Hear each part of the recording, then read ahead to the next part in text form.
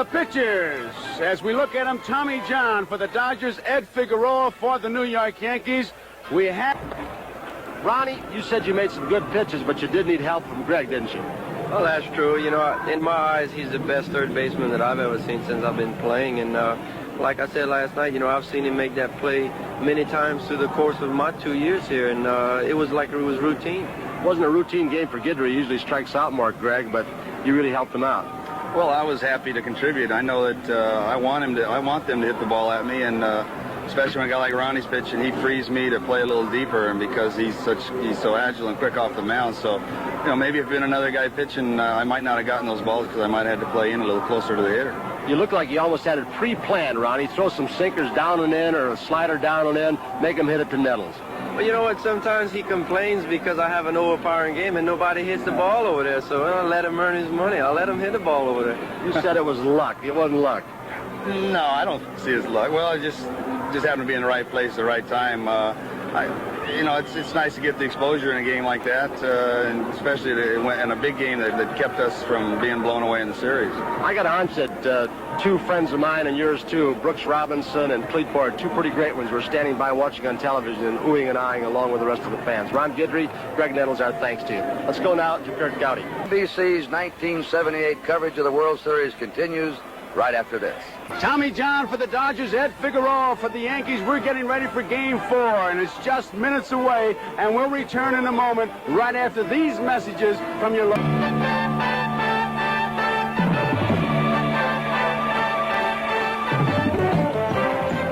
This afternoon from Yankee Stadium, Game 4 of the 1978 World Series. The American League champions, the New York Yankees, versus the National League champions, the Los Angeles Dodgers. The dugout, where to throw out today's ceremonial first pitch is the First Lady of the Yankees, Mrs. Lou Gehrig.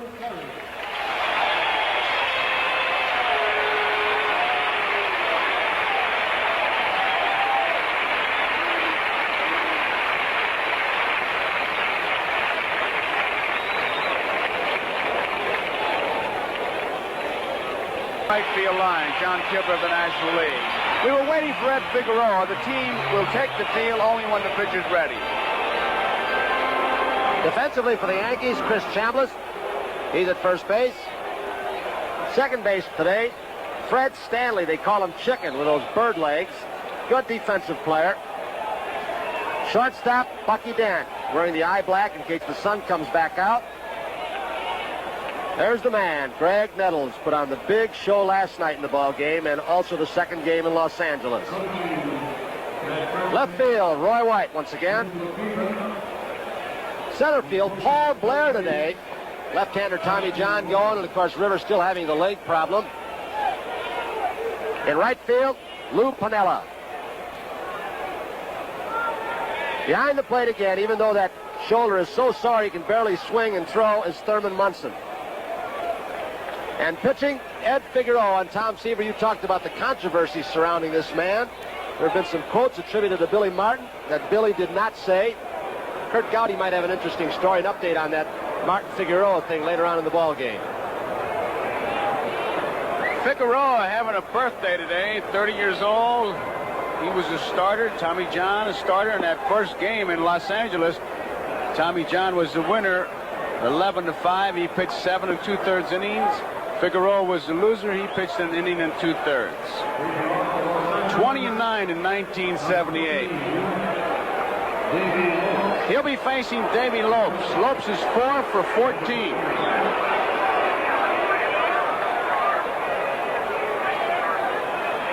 You think he'll hit the first pitch again?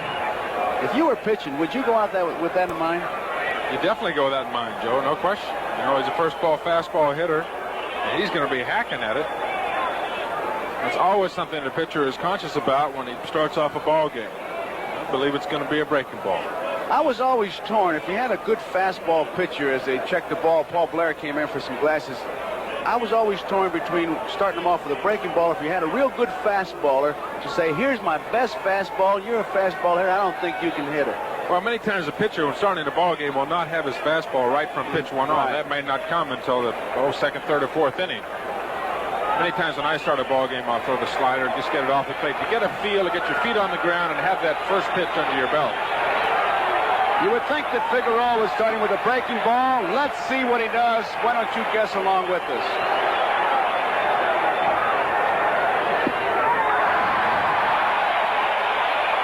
It was a breaking ball for a strike.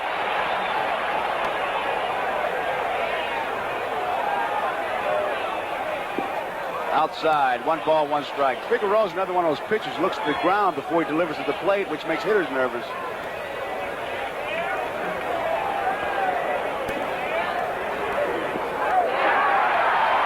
Took me a while to learn, Joe, about Davey Lopes. I pitched the game against last year against the Dodgers. Lopes hit the first pitch over the right center field wall. Came to Cincinnati, led off the game. The first pitch he hit off the right center field wall for a triple. 2 pitches, got a home run and a triple off it. 2 balls and 2 strikes. Tony Nettles is really playing cat and mouse with Lopes, not coming in, but he's in the hole and he takes 2 steps to his right or even more. He's very mobile as the pitch is on the way. He gets the sign, as we said yesterday. Appeal play. First base umpire says no, Frank Pulley. But he'll get the signs from Bucky Dent. He'll yell his name on the fastball. He'll move to his left. On the changeup or breaking ball, he'll move to his right. Ball they're more likely to hit down the line. And he's like a tennis player who anticipates. That's out of play. Thurman Munson said before the game of Nettles, he's the best all-round athlete I've ever played any sport with. And Munson has played a lot of sports. There's Thurman. Talking about base running, fielding, hitting under pressure. Right field. Piniella has room. 1 out.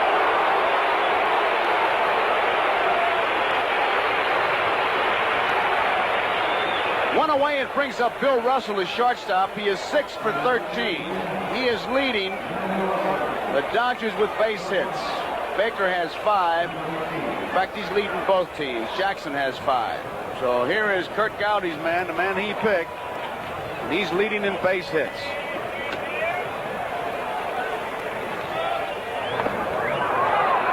Tough play. Another base hit. He just couldn't pick it up. That was one of those in-betweeners.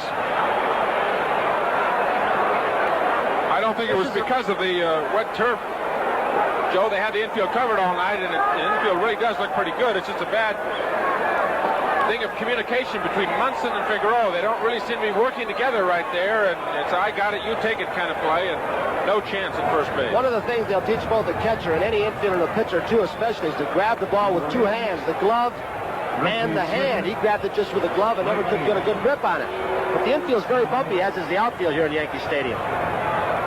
Once that ball took that second bounce, it looked like Munson was out of play, and the only man could make it was Figueroa, and he couldn't get a grip on it. This is Reggie Smith.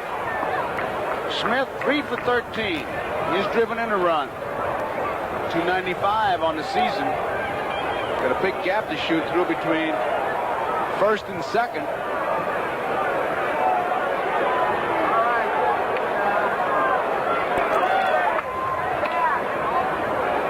They've been testing Munson. Figueroa has a slow delivery, so they'll be able to get a pretty good jump off him. Figueroa, pitcher, we mentioned it the first game he pitched, has been accused of having a balk move. That left knee or the left shoulder. It's something that the base stealers will watch very closely, and the umpire.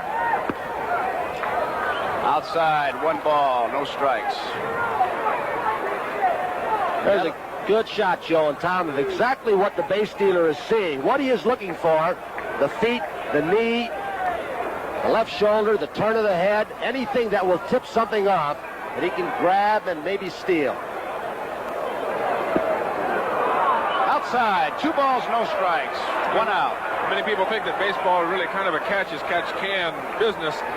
Scouts that go around watch other teams will time a pitcher's delivery, how long it takes for him to set up from that position right there and then deliver the ball. It'll take X amount of time, and they'll want to know that. So when they go back to their own teams and say, we can run this man and this man against this certain pitcher.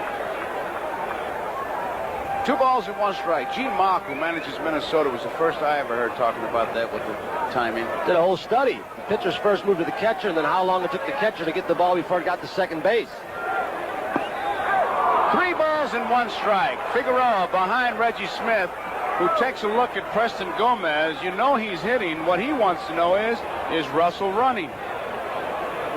Some hitters don't like that. They just want to concentrate. You heard Reggie Jackson talk about how on that strikeout by Welch that he lost his concentration when Bucky Dent broke. Russell's going. Ball 4. Reggie Smith draws a base on balls, so it's base runners at first and second, 1 out. And here is Steve Garvey, who is 4 for 12. Just saw something I've never seen a third baseman do. Greg Nettles, because Bucky Dent was covering second base, as soon as the ball was thrown to the hitter, Smith, Nettles almost ran to cover the shortstop hole. I'd never seen a third baseman do that before. It was just an amazing thing to see. There he is. Garvey, who is yet to drive in a run.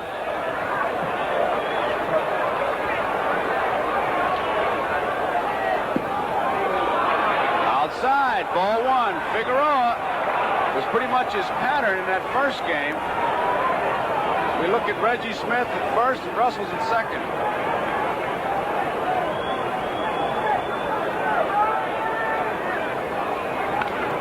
Right field, Piniella coming in. He's got it. They're going to have a double play. Second base, that's what they want to do, and now they finally go there. So the double play goes 9-3, and second was a Stanley. Russell lost the ball. Give the credit to Piniella. Piniella got a good jump. Here comes Bell off second base. Now he picked up Piniella, and he says no way he's going to get that ball because it's sinking and slicing away. Preston Gomez cannot help him back. He's got to retouch while the ball goes to first base. He didn't even retouch. He's gone either way you look at it. Pretty good play by Piniella.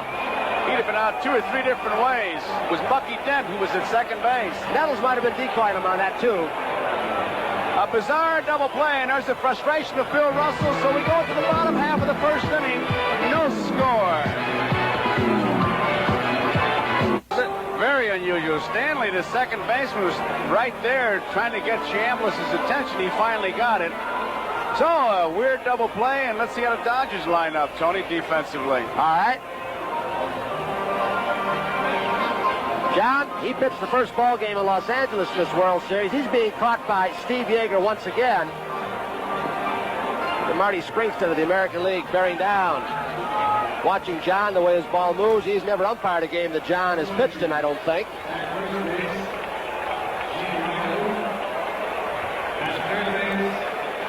Tony, the point we made in the first game, Tommy John opening out at Dodger Stadium in game number 1, he had a National League umpire behind home plate. Today he's got an American League umpire, and John, obviously with the sinker, dead low ball pitcher. Got to get the low strike to be effective. This could, that American League umpire could make a difference in this game to Tommy John. As it's a strike, the first base umpire, he said, look at Blair, he said it all. Frank Pulley said, that's enough. Not talking no more. You saying he's not going to get the low strike today? Did you see that pitch? I differ with you. I want to talk more to you about this. 2 strikes. Bobby Mercer, other guys who've gone from the American League to the National League, have said it's still about the same, about 50-50. You've still got some umpires who are basically low ball umpires or breaking ball umpires or high ball or inside or outside. I think it's the individual umpire more than the league. Base hit. Nobody will get Blair on a ball like that.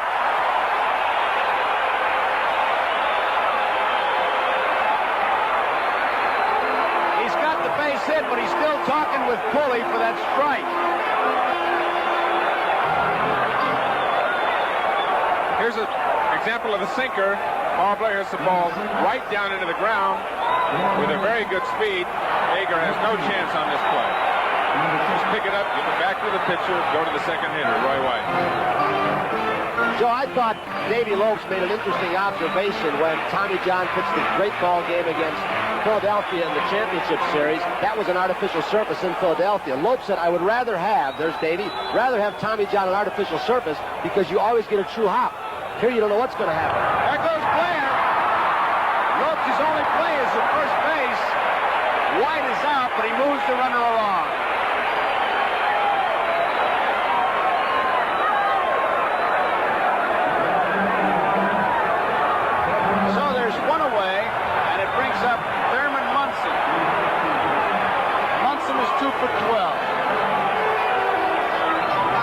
So Bob Lemon continues to start base runners. He's done it almost all series long when the score's been close or he's been ahead. With Randolph out with a bad leg, he's one of the base-stealing threats. Rivers out, he knows he's going to have to start runners because he doesn't have the steal threat anymore. Outfield is not very deep for Munson. Out of play.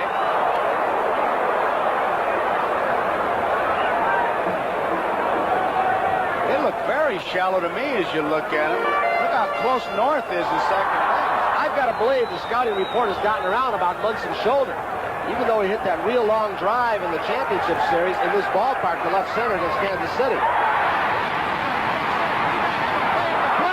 Here's the throw. They're going to get him. They got him. Oh, did he block it? He blocked it beautifully. Once that ball took one hop, that was a room server's throw by Reggie Smith. Catchers love that. He just put the block on him, and Blair was out. A beautiful throw, a great tag. You made a good point, Joe, when you talked about the outfield playing a little more shallow. Blair does not cut the base well. He goes toward the dugout, and Yeager puts that left foot right there, gives him the shin guard, takes the plate away. I'll tell you what, he's taking more of the plate away than most catchers do. He got away from it, just jammed Paul Blair up. Great throw. Most of the time, watch this throw, most of the time they'll give you half the plate, but that one hopper, his leg is taking all the plate away, and Blair cannot get in unless he bowled him over. And he chose not to, and it was a kind of a tag that catchers love to make. So there are 2 outs, and here is Reggie Jackson.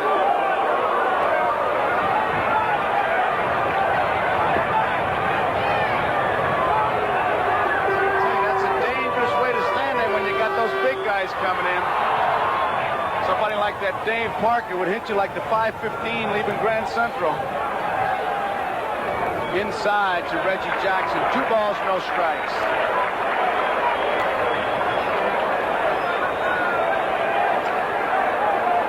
Munson's at first. 2 outs, no score.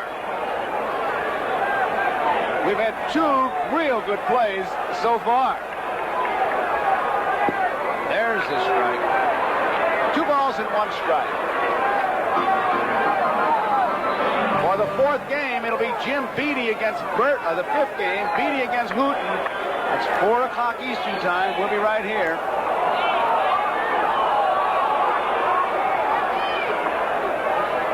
Joe, in the first ball game, there was one series, or one time at bat, that Tommy John pitched Reggie high and tight, which is unusual for John. He usually stays down. I wonder if he'll do it in Yankee Stadium with that short fence in right field. Watch for it. Side, 3-1. Boy, here's where this guy will crank up. Now you go to pitching, you can't go to throwing. He had 2 shots at him, Joe. It was 2-0, and now it's 3-1. Anytime you give good hitters a chance to hit with those counts, you got to be in trouble. Pulled it foul. Now it's a full count. 3 balls, 2 strikes, 2 outs. Bottom of the first, no score. Better remind Reggie the runner's going to be going here now. That's right. It broke his concentration last time. Garvey drops way back. There he goes. Bouncing ball to Garvey. Take it himself. That ends the inning. Boy, he's way up there.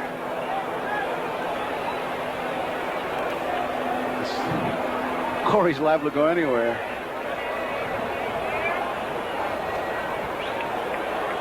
There he is. There he way is. over there. He's on top of that big building over there. There's his shot. My goodness. Boy, that's the cheap seats up there, isn't it? Look how far away he is. Take a cab to get back. Paul Blair, we're waiting for Paul Blair. There you see him running out once again. He's had some problems with glasses, and I think that last tag may have necessitated some repairs. He had to go to pits. I'll bet the players, Blair and the left fielders today, are happy that there's a little cloud cover, because this is a rough park in left field with the sun at this time of the year, and then it creeps over to dead center field. Right in his eyes. Ron Cey leads it off. He's 3 for 10 with 1 home run. He has driven in 4 runs. Strike 1. He had a good cut at a fastball. Figueroa is the kind of pitcher, Tom, once he established the breaking ball, he threw a few in that first inning that when they start looking for it, he can bust you inside high and tight, cross the seam fastball, and sneak it by you at times. He's got to mix them up. 1 ball, 1 strike. Nobody out, nobody on. Top of the second, no score. He can be a little sneaky, Tony. You know, he short arms the ball, and by that I mean he keeps his elbow in by his side as he delivers the ball more than another pitcher would. But in the first inning, he was high, was getting behind the hitters. He's 2-1 on Ron Cey now. And the guy that doesn't throw real hard, it's tough for him to pitch and be effective that way. Now he's 3-1. Just the point I made about Tommy John pitching to Reggie Jackson, 2-0 and 3-1. Anytime you run the count to 3-1 or 2-0, the hitter has the advantage. He can be so selective, and if he gets his pitch, he can crunch it. He got it, and he crunched it. Base hit, center field. Ron Cey, a good pitcher, will stay ahead of the hitters, obviously, and a good pitcher can also throw something besides his fastball in the strike zone when he's behind those hitters. Because I don't care how fast you are, there are guys in this league, you couldn't shoot a ball by him. Here's Dusty Baker. Baker is 5 for 10.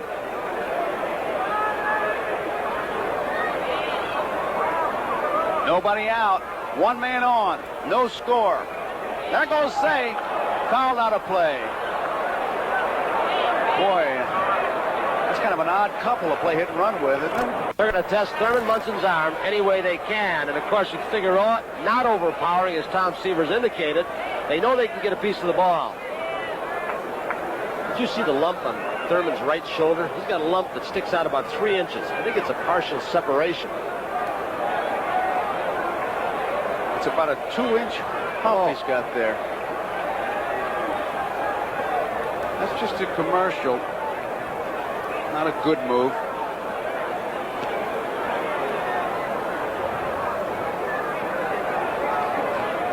One strike. 1 ball, 1 strike. When you're playing under the handicap that Munson is and everybody's running, but the only thing you can do is pitch out and hope that you're right and put some doubt in their mind that you got their signs, and then maybe a little bit of confusion. They can switch him, and it hardly stops him. Thurman's one catcher who doesn't like to pitch out a whole lot. He doesn't like, especially with that arm, he doesn't like his pitcher to get behind. He's just kind of come see, come say, hey, if they steal, they steal. I might not be able to help it.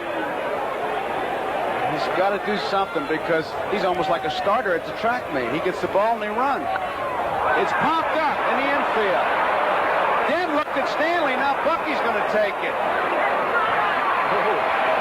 Good thing that thing was way up there. You see him smiling. Let's pause briefly for station identification. This is the NBC Television Network. This is WNBC TV, New York. Joe Garagiola here along with Tony Kubek, Kurt Gowdy, Tom Seaver. Yankee Stadium, Game 4. Rick Monday, the batter. There's 1 man out, 1 man on, no score. We're in the 2nd inning. Outside, ball 1. Tony, why would there be confusion on such a routine Little League fly ball? One of those right around second base, and each looked at the other, thought the other was going to get it. Then it drifted more toward Dent. You want to help each other out there. You want to go for everything you can get unless you're waved off. Misses outside, 2 balls, no strikes. And here we go again, 2 balls, no strikes. It's almost a cliche now, but pitching behind like this is like checking your gas tank with a match.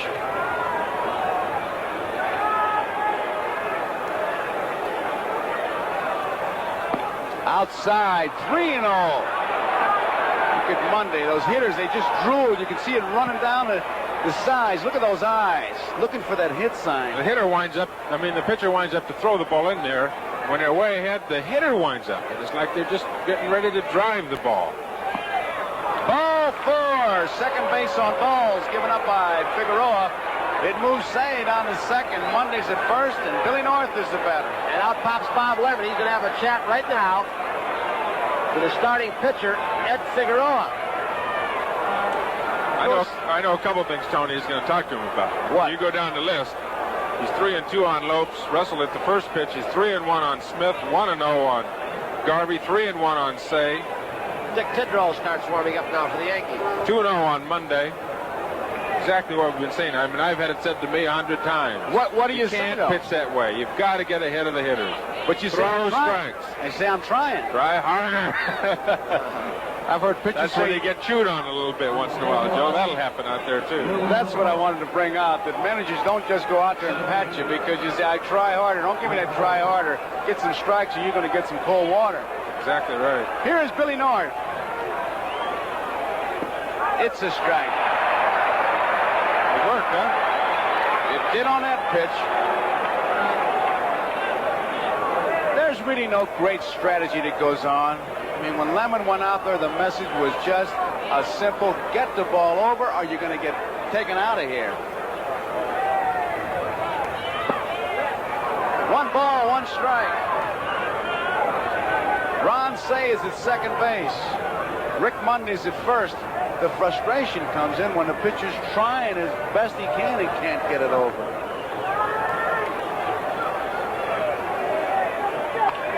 Center field, Paul Blair going back. Cey is tagging up. Let's see what happens. Tag, the throw, and Cey heads for third. He'll make it easily. Those of you who have not seen much of Paul Blair, he goes back on the ball as well as anybody in baseball today in a number of years. Yankee Stadium, this center field is made for him. He can play shallow. He does not fear having the ball hit over his head. He gets the line drives, the little loopers, and he gives some base runners trouble because he charges balls so well and plays so shallow. Tony, not as a put down. He's got 2 fellas alongside of him that he's never going to collide with either. Quinella and White. I mean, unless it's a rare occasion, he's going to have all kinds of room. That ball goes up, he's going to hear him hollering, a lot of room. Here's Yeager. Outside. Munson ready. He's ready for anything. Notice another thing, too, Tony. White really plays deep, doesn't he?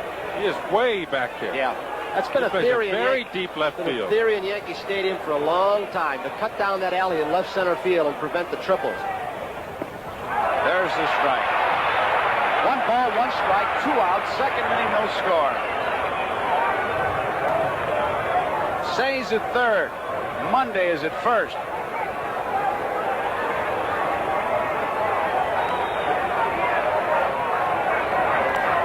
Foul out of play. What do you think, guys? You might try a double steal?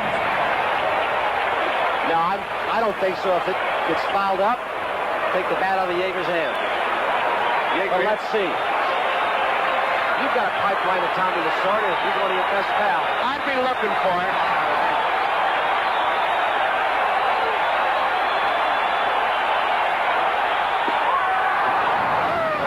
Think of where thought you had it, but it was outside. 2 balls and 2 strikes. There's Lasorda. Lovely wife, Joe Lasorda. A bad throw at watching the game from the hotel. Rooting for her man. Get better, Joe. Bob Lemon. Every time you talk to him, he wants to say hello to Mom. 2 classy guys. Popped up. Bucky Dent. And ends the inning. So we go into the bottom half of the second inning. There is no score, and for the Yankees, it'll be Lou Piniella, Greg Nettles. The leaves are starting to turn here in the East. What a beautiful shot of New York, Manhattan. October 15th. 5th game, that's tomorrow, Sunday. It'll be Beatty against Bert Hooton. And then the Bob Hope All-Star Comedy Salute to the 75th anniversary of the World Series. Danny Kaye will be the special guest. Glenn Campbell, Charles, Steve Martin, Jim Henson and the Muppets. Steve Martin will be playing a vendor. Cheryl Teagues, Billy Martin, Howard Cosell. Genesis of Baseball from Revelations of the Dead Sea Scrolls. By the voice that tells it like it is, Howard Cosell. Old Howard will be there. Special appearances by Johnny Bench, Vida Blue, Don Drysdale, Sandy Koufax, and Tommy Davis. They'll do a dance, those last 3. Mickey Mantle. That's the Bob Hope All-Star Comedy Salute. Sunday night, tomorrow night. Ball 1. Did you see Lou? What was he doing? That little dance at home plate? He's going to go out there and get a good look at Tommy John's sinker. That was something. Look at this. What? He's taking the ball. He's taking his hand off the bat. Take it all right. It looks like he's trying to fake him out like a basketball player. Like, I'm going out and get your sinker. Throw me a pitch inside. Look at this. What would you do, Tom? Would that upset you? No, he's making him throw strikes. What he's saying is you're gonna have to throw the ball in the strike zone before I'm going to swing the bat. First 2 pitches, balls. And a ground ball. Still got the ground ball. Say to Garvey, gets Piniella. Do what you want, and Tommy John just continues to throw those grub worms. Here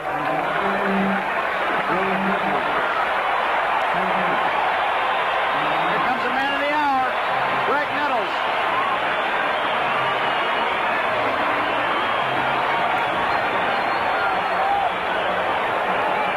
One man out, nobody on, no score. We're in the bottom of the 2nd inning. Ball 1, the curveball missed. Nettles is 2 for 12. He had 27 home runs during the regular season. Foul tip. Just didn't get the bat. Indicated by the umpire, Marty Springsteen.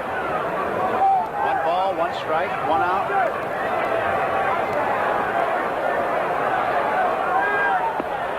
Missed the outside corner. 2 balls in the strike.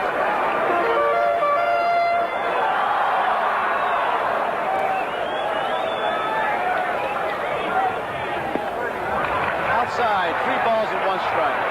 Joe, you made a point earlier about Ed Figueroa looking down at the ground before he delivers, and different style. Tommy John never takes his eye off the target. Watch his head. He's always right there in the strike zone. 3 balls, 2 strikes. Hitters like that because they feel like the pitcher knows where they're standing. But I'm sure for concentration, that's the best way. I never could understand why pitchers look to the ground or look around.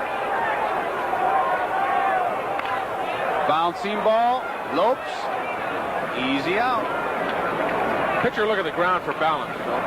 The pitchers in the windup, if they keep their head up, seems at least I know I do because I look at the ground. If I keep my head up, I feel like my balance goes too far to my back leg. If I keep my head down, curled, I feel my shoulders stay curled. Do you look at a particular spot? No, I don't look at anything. Just keep my head down and look down at the ground somewhere.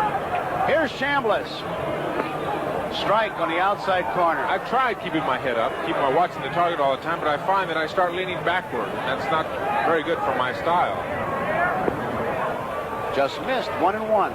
The guys you look down never bothered me. It's the guys like Louis Tiant or the young kid from Toronto, Victor Cruz, who look at the clock in center field. That's what upset me. 1-1 pitch. Outside, 2 balls and 1 strike. Gene Garber down in Atlanta did the same thing. It drive you crazy, wasn't it? 2-1 pitch. Ground ball, Bill Russell. In time. 3 ground balls, 3. That's Tommy John walking off, and watch this sign language now. Up to the bottom of the 2nd inning. What is that? That might be. Now, ball players are funny. Gil Hodges used to throw kisses to his wife after he hit a home run as he crossed home plate. That might be a message. I hope he's not going to be. It might be a message to his wife. I personally I don't know. You know, you get enough pine tar on your fingers or grease, and you get a buildup. Sooner or later, you got to get it off there, pal. Go do it in the dugout. Sign language is somebody. Maybe he was looking at our third base camera saying hello to all the relatives back in India. Here is Davy Lopes. Takes the pitch outside, ball 1.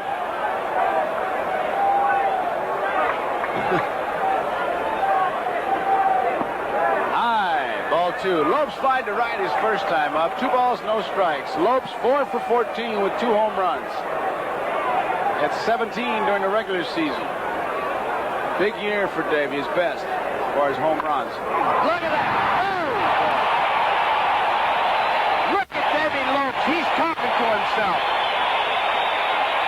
Nettles is playing left up, even with a bag, looking for a possible bunt. You want to see some reflexes. This is an absolute bullet. I can see a guy catching a ball like that right at him.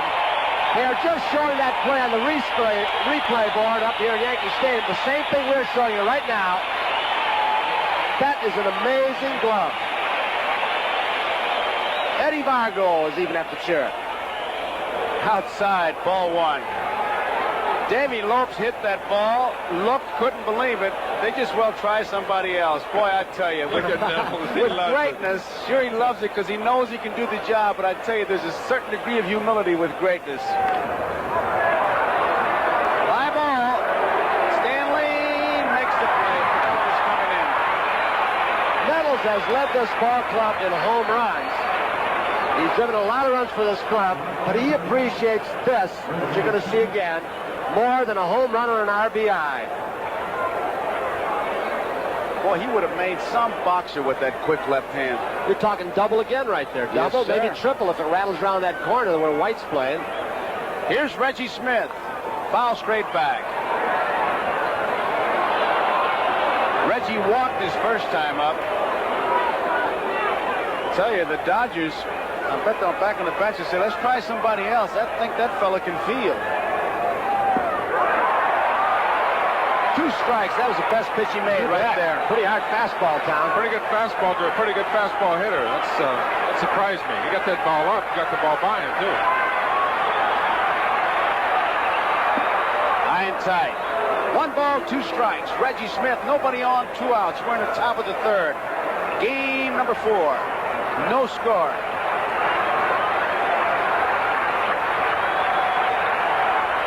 He's throwing hard. He is throwing hard.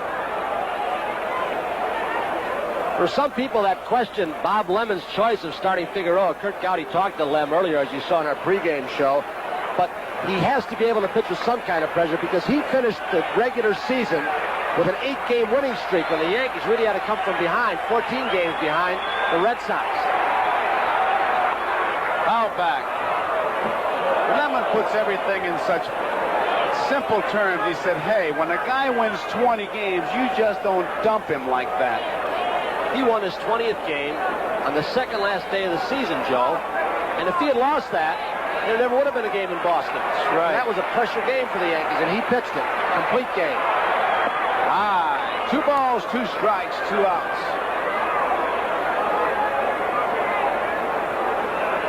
Reggie Smith.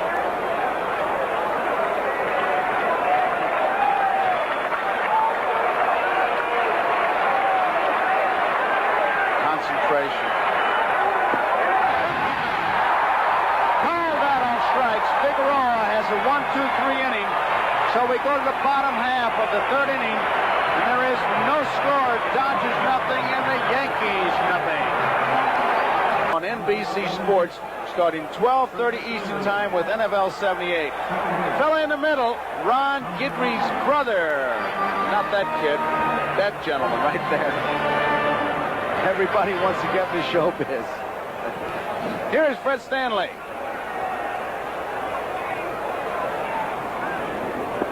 It's a strike.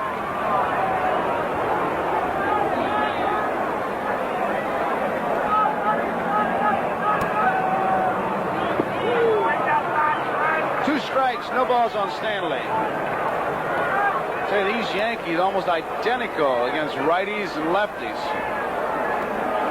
Break it down, it's incredible. High. Against right-handers, they won 49, lost 31. That's a .613 percentage. Against left-handers, they won 51 and 32, a .614 percentage. It's pretty consistent. 2 balls and 2 strikes on Fred Stanley.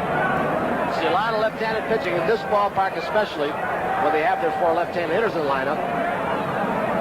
Dick Hauser at third base lets it roll by. There he is. He'll be coaching at Florida State. Pretty good infielder, too. Kansas City for a while, made some all-star teams. Thought they had him, but it was too low, says Marty Springstead. 3 balls, 2 strikes. Tommy John. Popped up. North in center field, taking charge. They're making Tommy John work a little bit more than they did the first game, making him throw some strikes. You can see Piniella set the tone of that earlier in the ball game. I think all of the Yankees got together. There's Marty Springstead. The whole plate umpire got together and said, let's stay off the bad pitches if we can. The more you keep going out to reach out and hit the ball the opposite way, right-handed hitters, the farther Tommy John goes outside. got good control. He has averaged 2.2 walks per 9 innings this season. So he throws strikes, and there's another one. One man out, nobody on. Bottom of the third, no score, game 4. Dodgers leading the series 2-1. Yankees won the ball game last night. Strike 2. Yeager really gives a low target. Get a good idea how John works now that he's way ahead with the count of 2 strikes.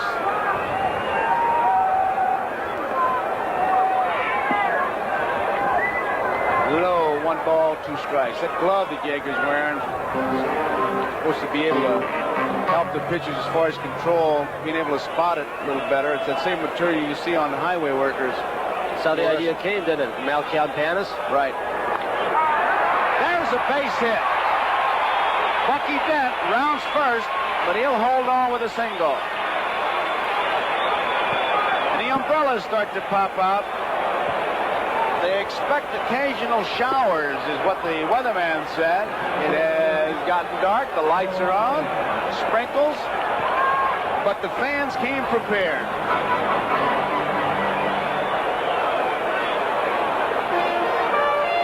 One man out, 1 man on. Hey, they thought something was on there. Ball 1, Paul Blair, the batter. He had an infield hit his first time up. Yankees have 3 hits, the Dodgers have 2. We have no score. Low, 2 balls and no strikes. You would think that Lemon would try and do something here. They've got to get a run. You see the rain coming down. Managers in games where it's raining like this will try and get 1 run at least, because if the game gets into the 5th inning, one team's ahead, that falls back out of play. One team's ahead, they call the game. You got to try and get a run first. Get 1 run on that board, because play 5 innings and then it rains all day, you're going to win a ball game. 2 balls, 1 strike. Foul balls will really be a problem. There you see the commissioner on the telephone, probably talking to the weatherman. That is Bob Mulholland, NBC president in the dark suit, and that's Bill Simon, former Secretary of the Treasury.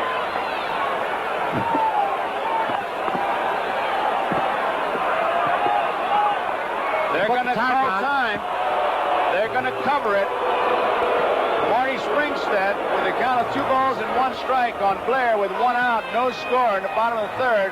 And you might just mark the time, 4:25. You see how long it's been a story, at least to this point. The commissioner starting to take the brunt of some of that, but there have been a lot of rumors circulating so far this week. It's not raining very hard. It was raining a little harder, and now it's let up. You see, Tony, out beyond the outfield fence, out beyond center field, you can see we have some spots of blue, and the clouds are very low. They're not big, dark thunder clouds by any means, and we've got some blue spots out there. The fans were a little upset that they did cover it, but the umpires obviously must have been under some instruction to get... Rain has stopped.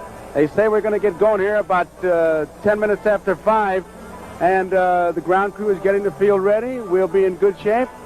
So we'll just keep it here, be talking to some players, and right now Tony's got a fella I'm sure that we all want to listen to, because wherever he goes, you got excitement. Tony, I know you got Reggie Jackson there. You bet, but what we're going to talk about, Joe, is not controversy, not the fuss that was made the other night. I want to talk to Reggie about his lumber. He's some kind of hitter, as everybody knows, especially at this time of the year with all the pressure. You got your lumber right there, and it looks like it's got iron in it. What do you look for in a bat? But Joe, there are a lot of people that... Joe. Hold on. I had Joe on my mind because he was trying to get me in controversy again. Tony, I'm a different type of a hitter. I like wide grain, and I specify from Frank Torrey, who runs Adirondack, to give me wide grain, because I feel the wider the grain, the older the tree, the harder the wood. Now, inside, I was talking to Joe DiMaggio before the game, and he looked at my bat, and he said, boy, it looks like it's got iron in it. And he said, I said, well, this is my theory, Joe. And he said, well, I like mine closer together. Now, he's not a bad hitter. He's not a bad guy to listen to. But this is what works for me. And I also, my bats are top-heavy because I use a small handle. And I use a small handle because it gets the bat around a little bit quicker for me, Tony. And this knob? I like the knob because it's just something I've broken with and feels good. I think that if a kid or any ball player that breaks in, once you start in with something and you're successful with it, then you go on and stick with it. I also think that a bat is very personal, and whatever to you feels good, if you get results with it, keep using it. It's 0-0 here. We were in the bottom of the third, rain delay, but we're getting set to play baseball, and we're going to be right back. More action after these messages.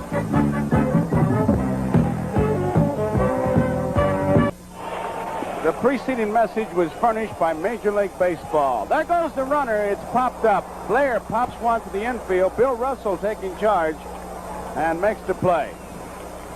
So there are two away, and it brings up Roy White. The base runner is Bucky Dent. He's single. This inning began when Stanley flied to center field. Bucky Dent singled and a count of 2 balls and 1 strike. The rains came. It was 4:26. They covered the infield, came back, and on the first pitch, Paul Blair pops to Bill Russell. No runs, 2 hits, no errors for the Dodgers. No runs, 3 hits, and no errors for the Yankees. There are 2 outs, 1 man on. The batter is Roy White, who bounced out to the second baseman his first time up.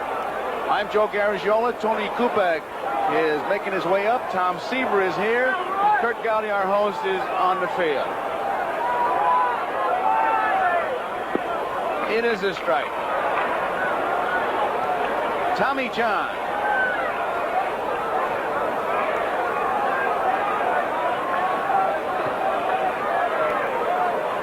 Outside. That's a long run up those steps, I want to tell you.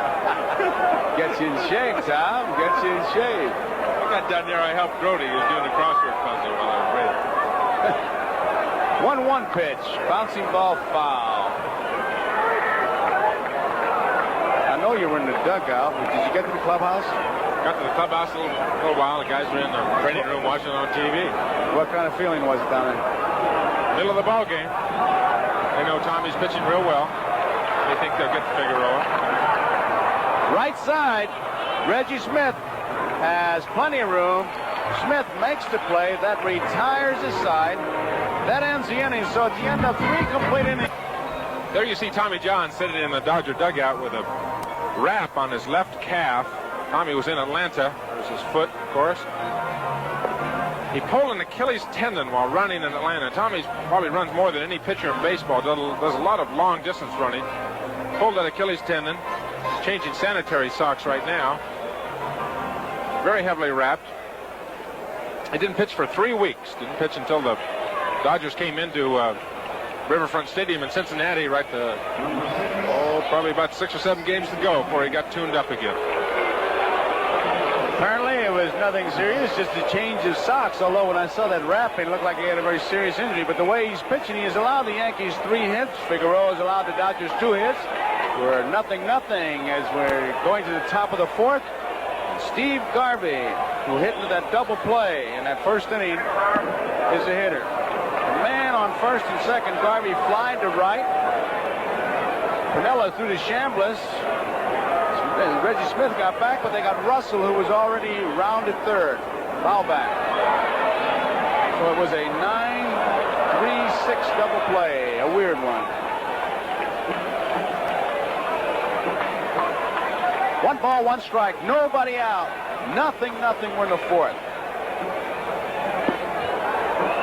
2 balls and a strike.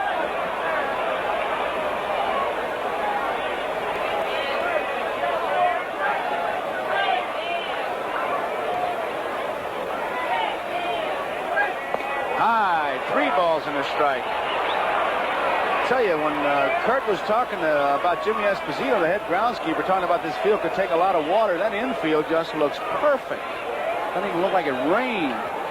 We had a 40-minute delay to just joining us.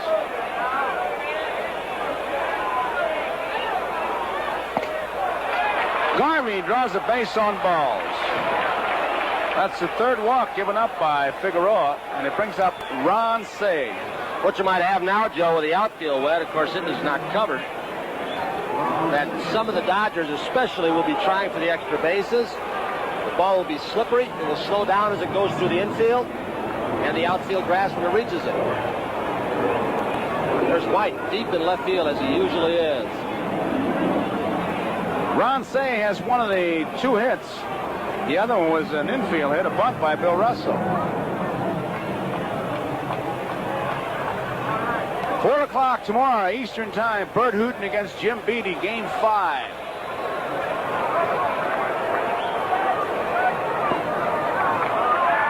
Ball 1, inside.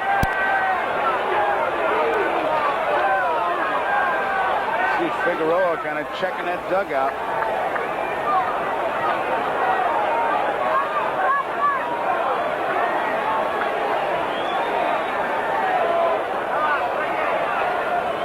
There goes Garvey.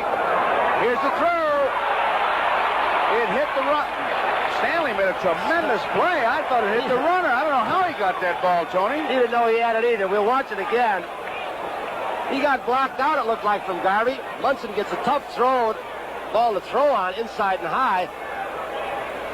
Garvey had it beaten. Munson did not get anything on the throw. And somehow Stanley got his glove on the ball. Here it is another way. Good play by Stanley and a good block, and watch him now here. Try and let Garvey get off the bag. It's an excellent play because you've got to realize if the ball does sneak through, you can see Dent would not have been there in time to back the play up. He had to hold his position on the steal as Stanley was covering. Would have meant the ball, if it had gone into center field, Garvey with a come-up slide is on third base with nobody out. I tell you, there's nobody in this ballpark, unless you're watching the monitor, got a better view of that play than those 4 angles. That's out of play. You could see that Garvey was actually screening Stanley. And that's why I thought the ball hit him. But as I watched it on the replay, he made a tremendous play. Good work by our camera crew. Is that what is known, I read in our NBC book, as 4-point isolation coverage? That's kind of fancy, but is that what that means? 4 different angles? Could be. Just great shots. Here's the 2-1 pitch to Say. Bouncing ball. Dent holds the runner, fires the first, Say is out. 1 out. I'll tell you, 2 balls and 1 strike ahead of the pitcher. That isn't something Ronnie Say wanted to do. He could have picked this pitch. He tried to go the opposite way, I believe, but he turned that top hand over a little bit and pulled the ball too much. The Yankee infielders are very steady. Neither Dent nor Stanley cover a heck of a lot of ground, but they don't miss too many. Dusty Baker is the batter with 1 man out. No score. We're in the top of the 4th. It's always a big battle when that man's on second and you know that batter's going to the right side. Fouls it back. Some guys can hit that inside pitch to the right side. Some guys wait for the ball. It's out away from them. It's really an individual thing, isn't it? As a pitcher, you have to decide where a hitter's strength is for going the other way. You certainly don't want that runner at third with 1 out. Most of the time, breaking ball is the pitch you want to throw and get the hitter out in front and make him pull the ball to the left side. 1 strike pitch.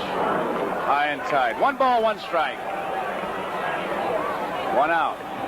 Garvey's at second base. No score.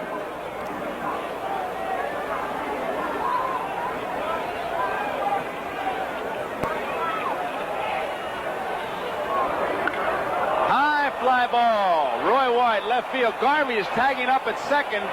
He'll head for third. Catch is made. There goes Garvey. He'll make it easily.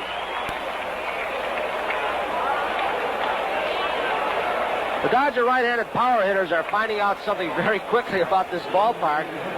The workout before yesterday's game, or the day before yesterday's game, Davey Lopes took 1 swing, hit it about 390 feet to left center, and he said, "I'm going to my Maury Wills stroke." Punching away at the ball. No way I can get one out in left field.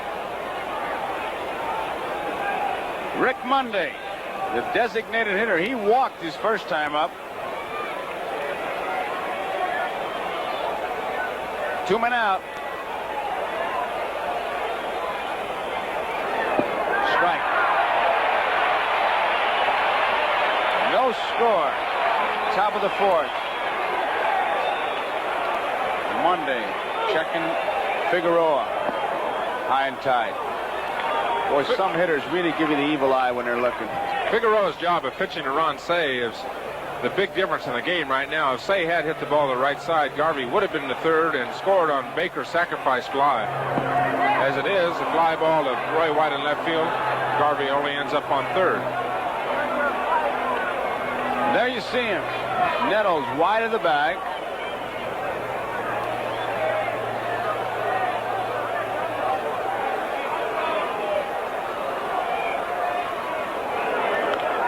Bouncing ball, foul ball. Chambliss was there. Tom, did you see Yankee Stadium before they refurbished it? I'm sure you did. And shortened the fences. This is still a good pitcher's park, but at one time it was just monstrous in left, right center, and dead center field. I was here just one time, Tony. Great big in left center, and that's, as we've talked about it, no man's land out there. Death Valley, 430 feet to left center field, and that's, you have a center fielder like Paul Blair, that's a pitcher's paradise. You just keep pitching inside to right-handers and away from left-handers, and they'll hit it out there all day. High, 3 balls and 2 strikes. Usually when a pitcher walks into the ballpark, he looks at one section and says, this is the outfield. This is where I'm going to try to get most of my outs. Here in Yankee Stadium, you can go from right center to left center. A lot of room out there to get that big fly ball. 3 balls, 2 strikes, 2 outs. Garvey at third, no score. Popped up, left field. Roy White giving it a chase. Everybody running hard. White makes the play, and down goes Nettles. Brother, did he cover a lot of ground. Nettles had to be 250 feet away from home plate when White caught that ball. Watch him go. He turns his back like a great center fielder would. He keeps going now. He doesn't hear White. With a left-handed hitter, White was playing a little bit toward left center field. A near collision. And Nettles landed hard on that right shoulder. Very hard. He's walking off the field very slowly. He is stunned a little bit, Joe. I believe he is. They'll be checking with him. So, at the bottom of the 4th, no score. Here you see Nettles going all the way down that line. White comes in, and it looks like White may have hit Gregg in the face with his elbow. See, as they go by there, that's possible, because after the inning was over, Gregg went in, was holding his jaw as he was going down up the runway to the clubhouse. Now, here it is again. Watch also, after he gets clipped in the side of the face by the left elbow. Well, I don't must see have it. been when he hit the ground. When he hit his right shoulder, that has been a sore shoulder for Nettles. Last year, you might recall in the championship series against Kansas City, when Nettles slid hard into Brett, Nettles' right shoulder was injured. He has never thrown quite as well. It's hurt his throwing, and that's what he landed on again. And Roy White was checking his elbow, but apparently everything's all right. You follow him into the dugout, although Nettles went to the clubhouse. At any rate, we're in the bottom of the 4th. It'll be Thurman Munson to lead it off. Reggie Jackson and Lou Piniella. Munson, single to right his first time up. Yankees came close to scoring in their first inning, but a throw by Reggie Smith to Steve Yeager, a fine play, nipped Paul Blair at the plate. That's been the closest we've come to a score. Outside, ball 1. Thurman Munson.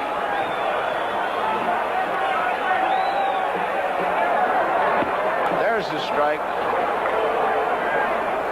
1 ball, 1 strike. Nobody on, nobody out. Nothing. 2 balls in the strike. Tom, I think the Yankees are doing something interesting. Piniella did it earlier when he was obviously taking 1 strike. And I think what they're doing is they're saying, okay, we're going to look like we're taking, and if he does start coming in just to throw a strike and get it up, they're going to jump all over it. I think he's probably too smart to fall for it. 3 balls in the strike. He's been ahead of most of the hitters, but he's behind the Munson 3-1. He hasn't walked anybody. He's allowed 3 hits. First base on balls given up by Tommy John. Puts Munson on, brings up Reggie Jackson.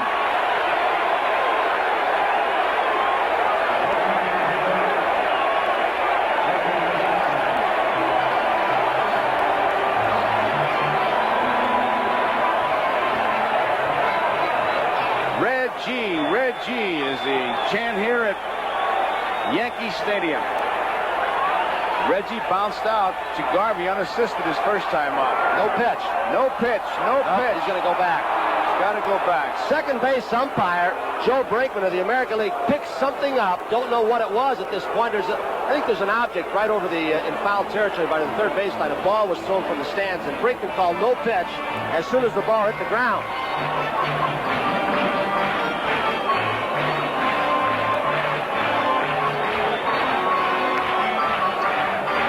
So it starts all over again. Reggie Jackson.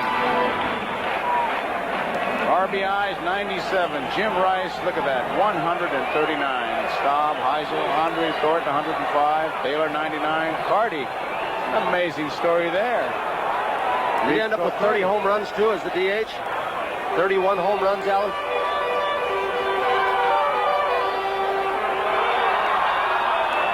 Bill Bueller, the trainer, is coming out to talk to Yeager, and now he's going out and giving Tommy John a stick to clean his shoes. While he does that, let me tell you, this telecast, presented by authority of Major League Baseball, is intended solely for the private, non-commercial use of our audience in any publication, reproduction, retransmission, or the use of the pictures, descriptions, and accounts of this game without the express written consent of Major League Baseball is prohibited. What a great day, Joe, for that pitch that Whitey Ford was taught by Lou Burdett and Warren Spahn, the old mud ball. What would he do? Put it in the seams? Oh, I'd get a little wet on it. As he went down to reach for the rosin bag, he'd jam it into the dirt, pick a clump of mud up you like you never saw. And then he threw the pitch, and he could skywrite with it. Do whatever he wanted. No balls, no strikes. Reggie Jackson. I don't think you guys like pitches. Well, you guys don't do it now. That's why we don't care anymore. Lead by Munson. Bouncing ball foul.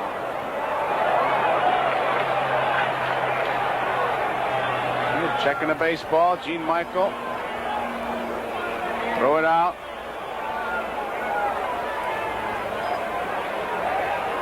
No balls, one strike on Reggie Jackson. Nobody out, no score. A 40-minute rain delay. Munson at first.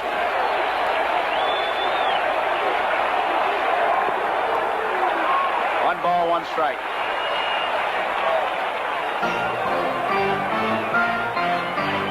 Garvey playing behind the runner Munson, and Davey Lopes is shifted into the hole. Russell is way over.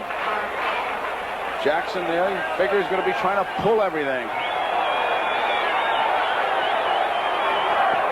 Outside, 2 balls and a strike. John's been behind more Yankee hitters this time than he was the last time out. So difficult to be patient up there like Tommy John, because his ball starts about mid-thigh, and by the time you notice, between the knees and the ankles. Looks good till right at the last. It's a late breaking sinker.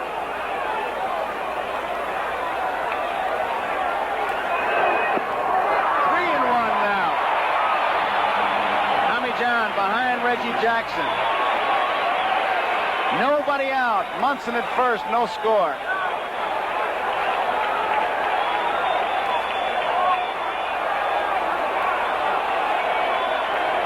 Tough pitch coming up.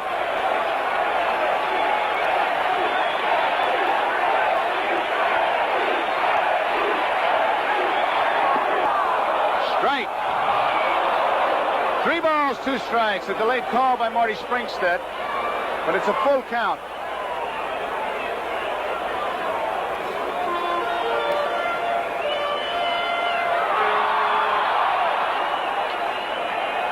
Munson a good lead at first. Here he goes. Struck him out. Yeager cannot make the throw. He dropped the ball, and Munson is on at second base. A stolen base for Thurman Munson as Jackson goes down on strikes. There's something about this 3-2 pitch that handcuffed Steve Yeager. Don't know what it was, but it's low. It sinks it off the lot. He just can't seem to get it.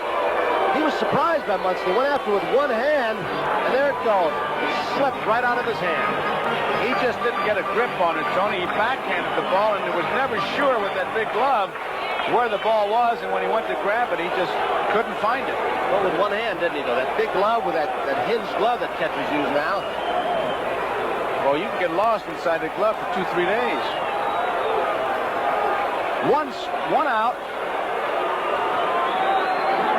Pinello pulls it foul. Munson is on at second base. No runs, 2 hits, no errors for the Dodgers. 0-3-0 Yankees. There's Munson. A good base runner.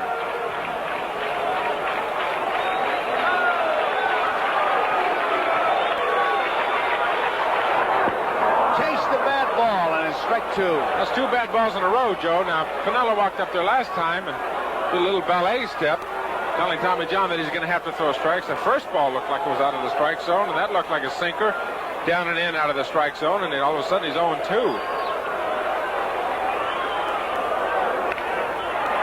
Say to his left, nice play, holds the runner, fires to Garvey, and Piniella is out. Never threw a strike to him either. None of those pitches were in the strike zone. And Piniella showed him the first time up that he had to throw the ball in the strike zone before he was going to swing, and Lou is hot. He just fired his helmet in the corner of the dugout. Brings up Greg Nettles. Crowd still remembering last night when he put on a fielding clinic here. I think a pitcher's best friend, Tom, is a hitter's imagination. The hitter starts to imagine and gets to thinking too much, and really the momentum swings to the side of the pitcher. And that was Casey Piniella. They had him played perfectly. Russell waits for it, fires to Garvey. That ends the inning. So at the end of 4 complete innings, the Yankees nothing. And for the Dodgers coming up, we have Billy North, Steve Yeager, and Davey Lopes.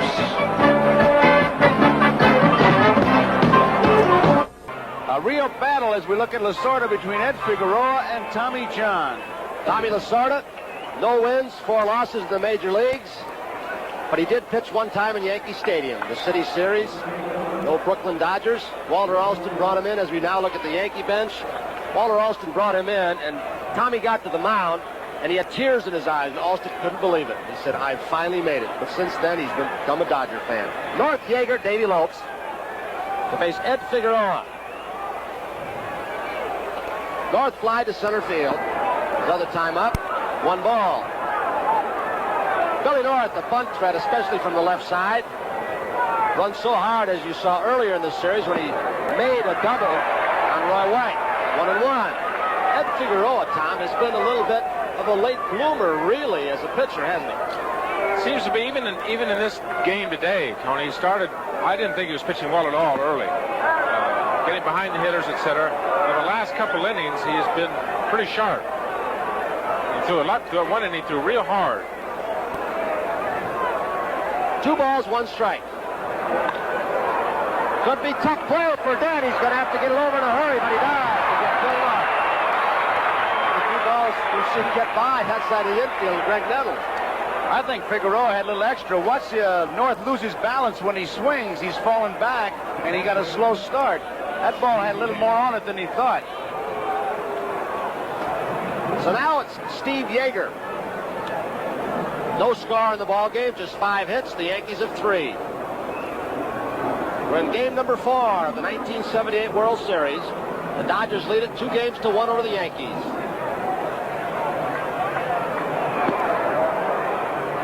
One ball.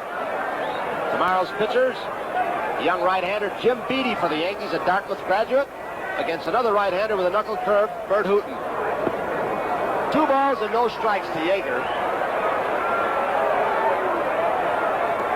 Thurman Munson. You see, another catcher, as most do, with that finger out, gives them that extra layer of padding for some hard throwers. They'll protect their hand. Could be trouble in right center field alley on the 2-0 pitch. Piniella's chasing it down. Yeager will try for 2. He'll get it easily. The relay comes in to Stanley, but Yeager holds up at second base. So the Dodgers have a threat with the leadoff hitter, Davey Lopes, coming up.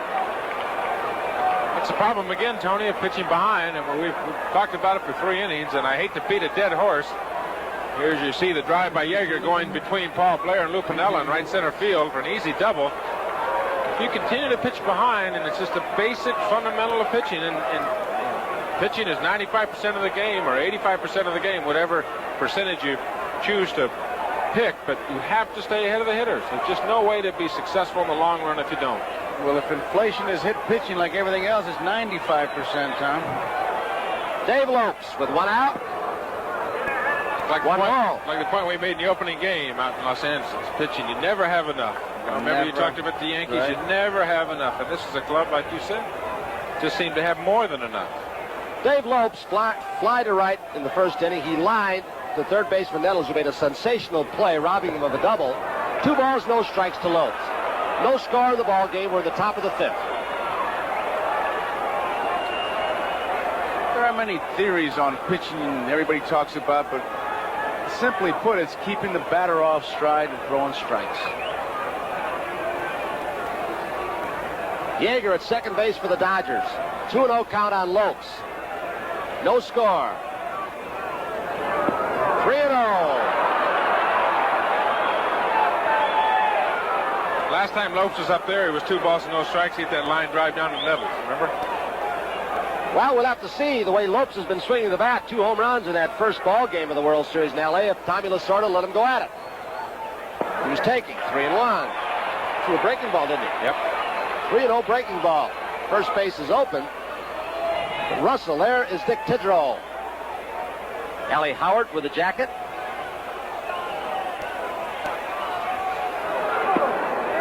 He missed outside, another slider, a curveball. So the Dodgers have runners at second and one at first in Lopes, and it'll bring up Bill Russell. Figueroa one time belonged to the Mets, Tom, way back when, 1966. Yes, he did. This is Figgy's 12th year in professional baseball. Started in the Mets organization in '66, and they released him in 1968. He was picked up by the Giants as a free agent, and he was traded. Spent some time in Vietnam. Bill Russell with a runner in scoring position tops this one foul, 1 strike. Giants, excuse me, Tony, the Giants traded him to the Angels along with Mickey Rivers. Came over to the Yankees for Bobby Bonds in 1975. Lopes checking the surface as we look at Yeager now at the bottom of your screen, but Lopes was checking the area, the breakaway path around first base, see what kind of start he can get. 1 strike, 1 out. Chopper hits Russell, dead ball. So Russell drops way behind, no balls, 2 strikes to Figueroa.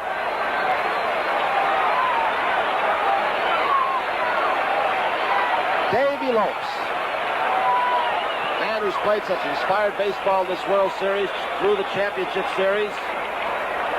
Davey, along with the rest of the Dodgers, have dedicated this World Series to the late Jim Gilliam. There's Bob Lemon.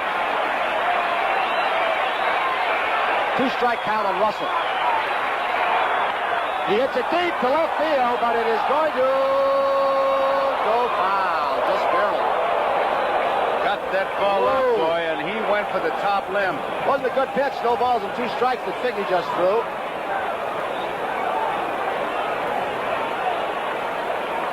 Figueroa is way ahead in the count, got the ball up in the strike zone. Wow, that's not a very good 0-2 pitch. See now, after going high and tight, the old baseball axiom, now go low and away with a breaking ball. Let's see what Figueroa does. 2 men on for the Dodgers. Fastball, bad pitch that Russell went after. He really cut it loose, got a little extra. So there are 2 outs. And now it'll bring up the dangerous Reggie Smith. Smith has walked. He was called out on strikes.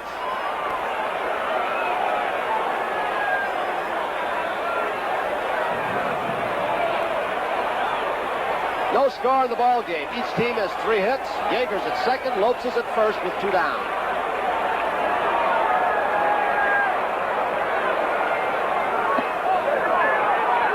A high 1 ball. The outfield playing Reggie Smith very deep. Paul Blair has swung around just a shade toward right center field. He got Irma. That is a deep one out. Pinella to the warning track. 3-run home run for Smith.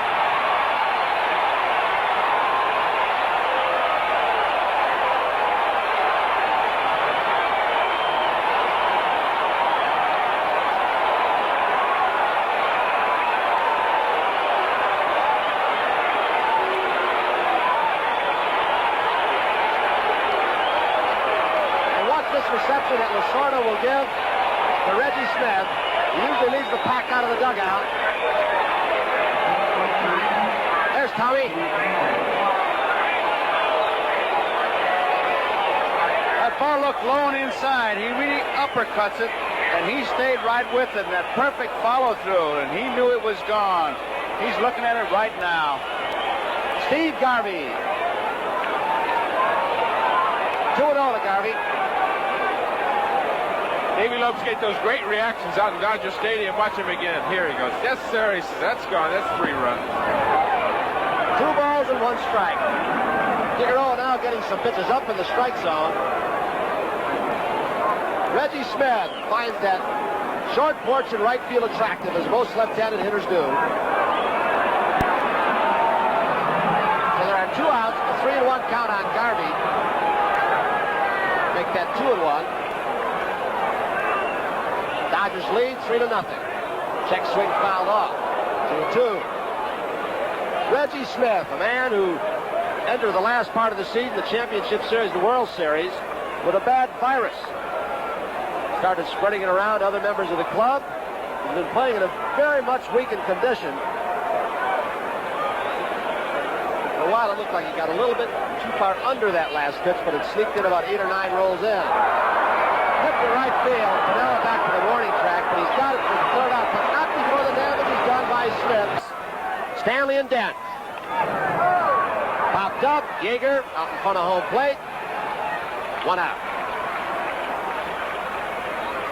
That telegram that Kurt referred to, Billy said, I guess he was on a hunting trip in Aberdeen, South Dakota, and he congratulated Ed Figueroa for his 20-game season. He said, I'm proud of you. I congratulate you. I know your countrymen, your fellow Puerto Ricans are proud of you because he became the first native-born Puerto Rican to win 20 games in the major leagues. So the purported feud between the two apparently has been overly exaggerated. 1 out, Stanley. He's fly to center field. Dodgers lead 3-0. Ball 1.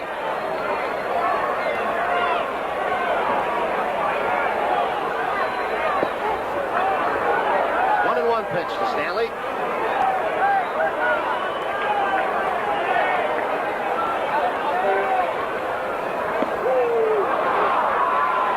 Tommy John now runs the count. 1 ball, 2 strikes. And I noticed when he came out of the dugout, Tom, that he was limping quite a bit. We showed that shot of his left leg, a little chopper. Good single. Top hopper Say. Good off balance. Third against Stanley. Fine play by Ronnie Say. A tremendous play on both ends. It was a do-or-die play because he gets the in-between hop. He charges it here. Tried to get it on the fly. He doesn't make it. Watch his play. It's his short hop. And now as he regains his balance, watch the stretch by Garvey. And not only does he stretch, he gets the glove out there. Here's another angle on it. That was a tough play, Tony. You can see right there the way Say got started, that he, although he is not that fast, he was very quick. That first step, he was off like a sprinter. 1 ball, no strikes to Dent. Dent has a single in the ball game. Ground ball again. Nice play by Ron Say. He's stealing some of Greg Nettles' thunder. Forget Bucky Dent. So 2 consecutive fine plays by the Dodger third baseman Ron Say helps Tommy John. So 5 are gone here in Yankee Stadium. The Dodgers lead over the Yankees 3-0. Coming up, it'll be Ronnie Say who made the 2 good plays in the 6th, Dusty Baker, and then Rick Monday. NFL 78, followed by exciting NFL regional action. Sunday on NBC. NBC Sports. Hope you'll tune in for NBC's NFL football action tomorrow afternoon. Tony, on his play, it was a great play by Say, but watch how Garvey stretches out and gets his glove out there and makes the play. The reason I say that, I've seen first basemen stretch, and then they got the glove right next to their chest, so the stretch is 3 feet, and they 2/3, gave up 2 hits, 1 run. One of those earned, the only run was earned, struck out 1. There are his season stats. 7-11, pitching as a starter, short relief, long relief. 25 of his 31 appearances during the season were as starters. And he'll face Ron Say, Dusty Baker, Rick Monday, with the Dodgers leading in this ball game in the 6th, 3-0. Tommy John, the starter in this ball game for the Dodgers. He pitched game number 1. The starter wanted to see him in 3 starts if this game, the series goes 7 games.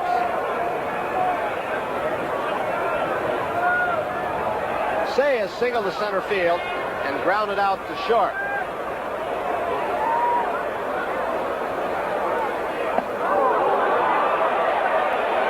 One ball on Ron Say. Cey looks like the kind of hitter to me, Tom, who likes the ball inside part of the plate, especially when he's hit. He looks like he gears himself.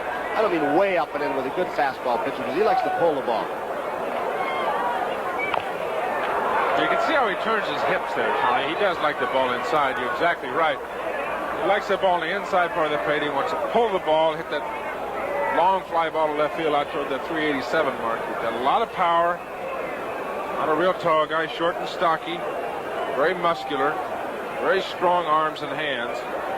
He'll pop his hips at that pitch if he's going to turn on it. He did. He got a breaking ball in, but it hooks. Foul. 1 ball, 2 strikes. He showed how strong he was in game number 2 when he drove in all 4 runs, one with a 3-run home run. Catfish Hunter got a breaking ball a little bit away. In fact, it was away but up. He just extended those hands, reached for it, and he pulled it to left center field. Pulled foul again past Preston Gomez. You can see Thurman moving outside. They want to keep the ball away. The pitches look like they're coming back from the middle of the plate. But now watch Cey turn and get the power of his hips. Throw your belly button right at the ball. That's one of the theories of hitting. Use those hips for power in those thighs. Paul Wainer used to always say that. You hit with your belly button. 1 ball, 2 strikes on Ron Cey. We're in the 6th. Dodgers lead 3-0. Reggie Smith, 3-run home run. Breaking ball inside, got away with it. So Cey goes down and bring up Dusty Baker. He came from the side a little bit. I don't know if Ron Cey gave a little bit on the ball, but it still stayed inside. You know, sometimes a catcher can decoy a hitter. Now, Cey was moving outside. He got the breaking ball inside, and it really fooled Ron Cey. I don't know if Ronnie was peeking back and saw Munson moving outside, but possibility. Be surprised if Tidrow wanted to throw him a breaking ball inside, or anybody. 1 out, Baker's up. Good pitch, right to the black, 1 strike. Baker had 3 base hits and a home run in the first game of the World Series in L.A.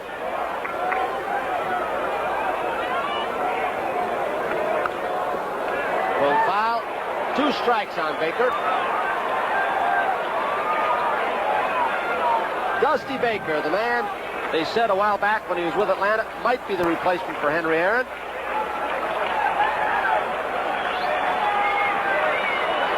There was an awful lot of pressure put on him down in Atlanta. He had an excellent year. And then he tailed off the following year.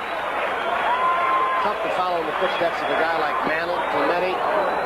You know, organizations do that, Tony, and that's one of the things that I disagree with people saying, or the press saying, or publicity saying, this guy's going to replace Henry Aaron, this guy's going to replace Clemente. You don't replace those people. They're once in a lifetime. Those guys don't come along. I was a 20-year-old kid in St. Louis. They said I was going to replace Walker Cooper, but they didn't tell me with what. I was supposed to fill his shoes. 1 ball, 2 strikes, 1 out. He gets Dusty Baker for the 2nd out. Right now, Curt Gowdy, our cohort, is down on the field with a good vantage point. Curtis, can you hear us?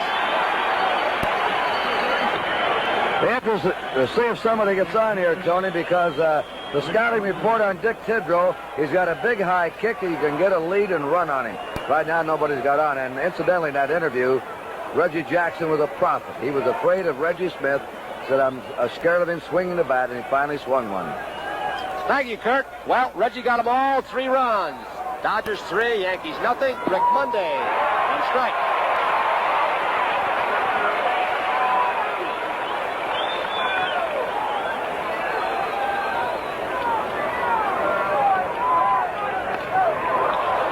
Paul Blair will not have a shot at this one. So Monday's on with a base hit. We'll see now, although Monday is not a big base stealer, but with Billy North up, a left-handed hitter, Tommy Lasorda may once again test the arm of Thurman Munson and the high leg kick that you referred to, Kurt, of Dick Tidrow. North is flied out and grounded out.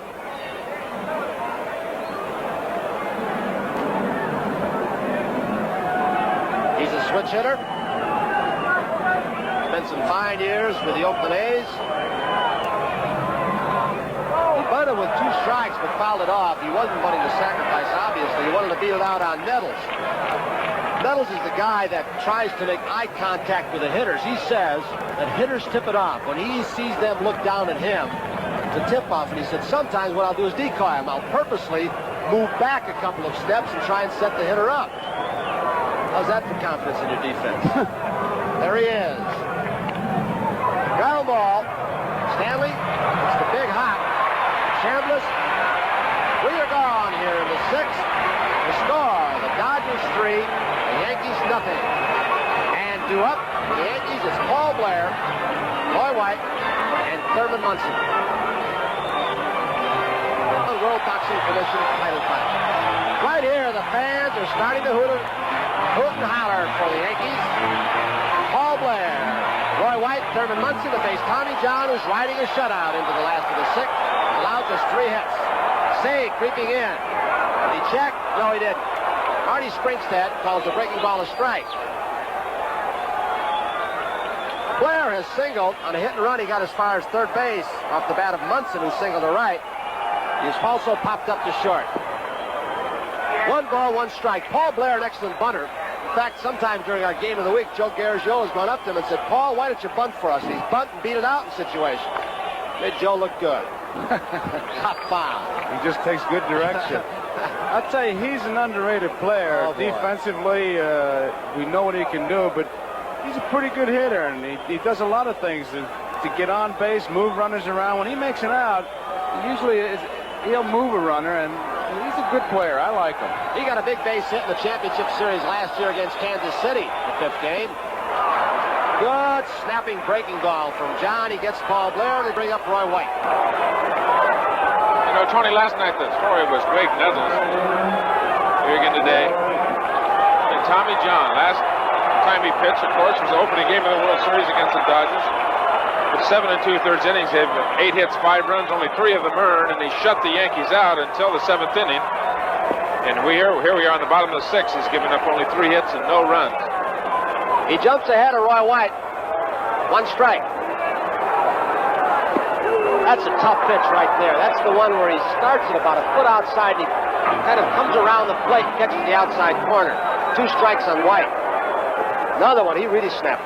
You know, he just plugs along. He just goes along, and he goes along, and he throws his strikes, and low strikes, ground ball, ground. They get a couple of hits, another ground ball out of the inning. Seems to upset him. There's the sinker ball off the end of Roy White's bat. He's one of those fellas, if you saw him on the sidelines throwing, you'd say, as we look at Bob Lemon, you'd say he doesn't have that good a fastball, but his fastball's alive, and it isn't the speed, it's where you put it. Moving on the ball and where you put it. Another ground ball. Left throw just out of his reach. So White's on with 1 out for the Yankees. And the big guys are coming up. The money players, Munson, and then Jackson. Should he do something? You know, Tony, there are 3 elements. We were talking about where you put it. Joe's good comment.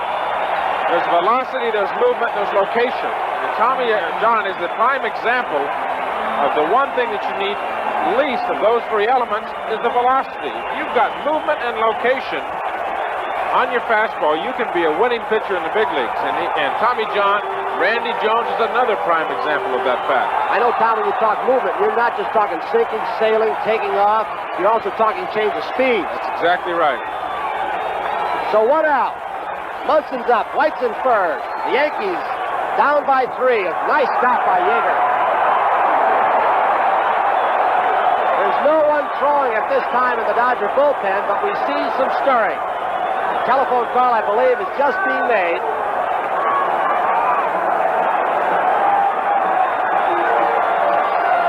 One ball, no strikes on Thurman. Chopped it. Another good sinker ball. 1-1. I said earlier that I didn't think Marty Springstead, the home plate umpire, had been behind the plate with Tommy John, and of course Tommy John was in the American League, started off with the Cleveland Indians, then went to the White Sox. And Springstead told me during the rain delay, yes, I had been behind the plate a couple of times with Tommy. But he said, really, he's changed. He said, that's why I studied him so hard in his warm-up pitches. He sinks more, and he's got a better curveball. 2-1 to Thurman.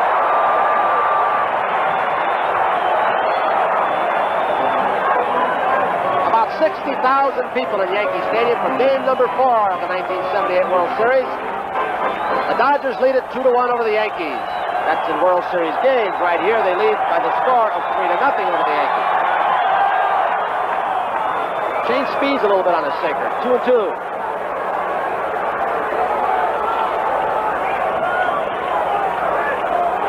He'll do that too, Tony. That's another good point. His sinker is not the same speed all the time. I think you got it, and you throw it a little bit harder. The first pitch he threw to Munson this time up, he popped pretty good inside. Then he'll throw the sinker, and he'll throw the sinker a little bit slower, too. You never really get the timing down on his pitching. Big pitch for John. Fouled off by Thurman Munson. Thurman, one of the best players in the American League, to go the other way. Reggie Jackson on deck. Should Thurman Munson keep something going? With just one out, Munson has been known to hit with some double plays. He wants time. I think he wants to have Tommy John wipe off. Wipe that hand off.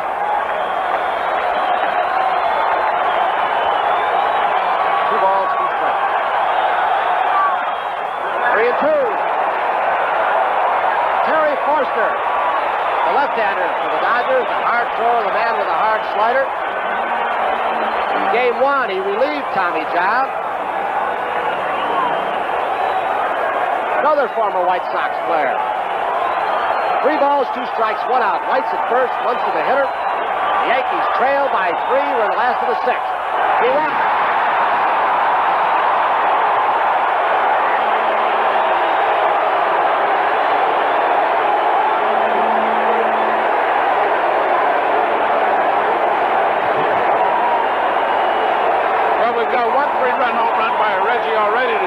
Obvious by the reaction of the fans here in Yankee Stadium what they're after.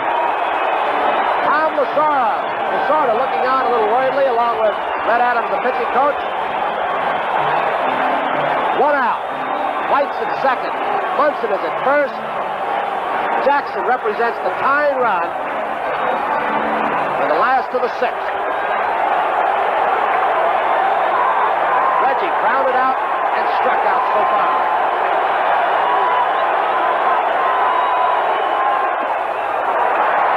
One ball.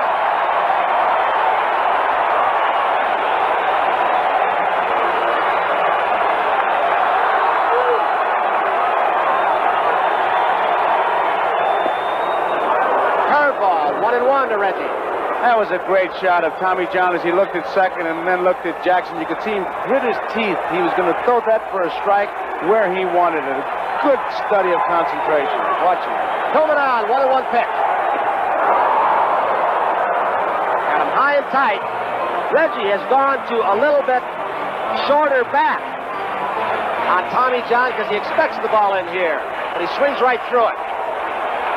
1 ball, 2 strikes on Reggie. Look at the reaction from Yeager. Dodgers 3, the Yankees nothing. Oh, base hit, almost gets Thurman Munson. White will score, 3-1. Jackson keeps it going. They're 2 down. It's Lou Piniella.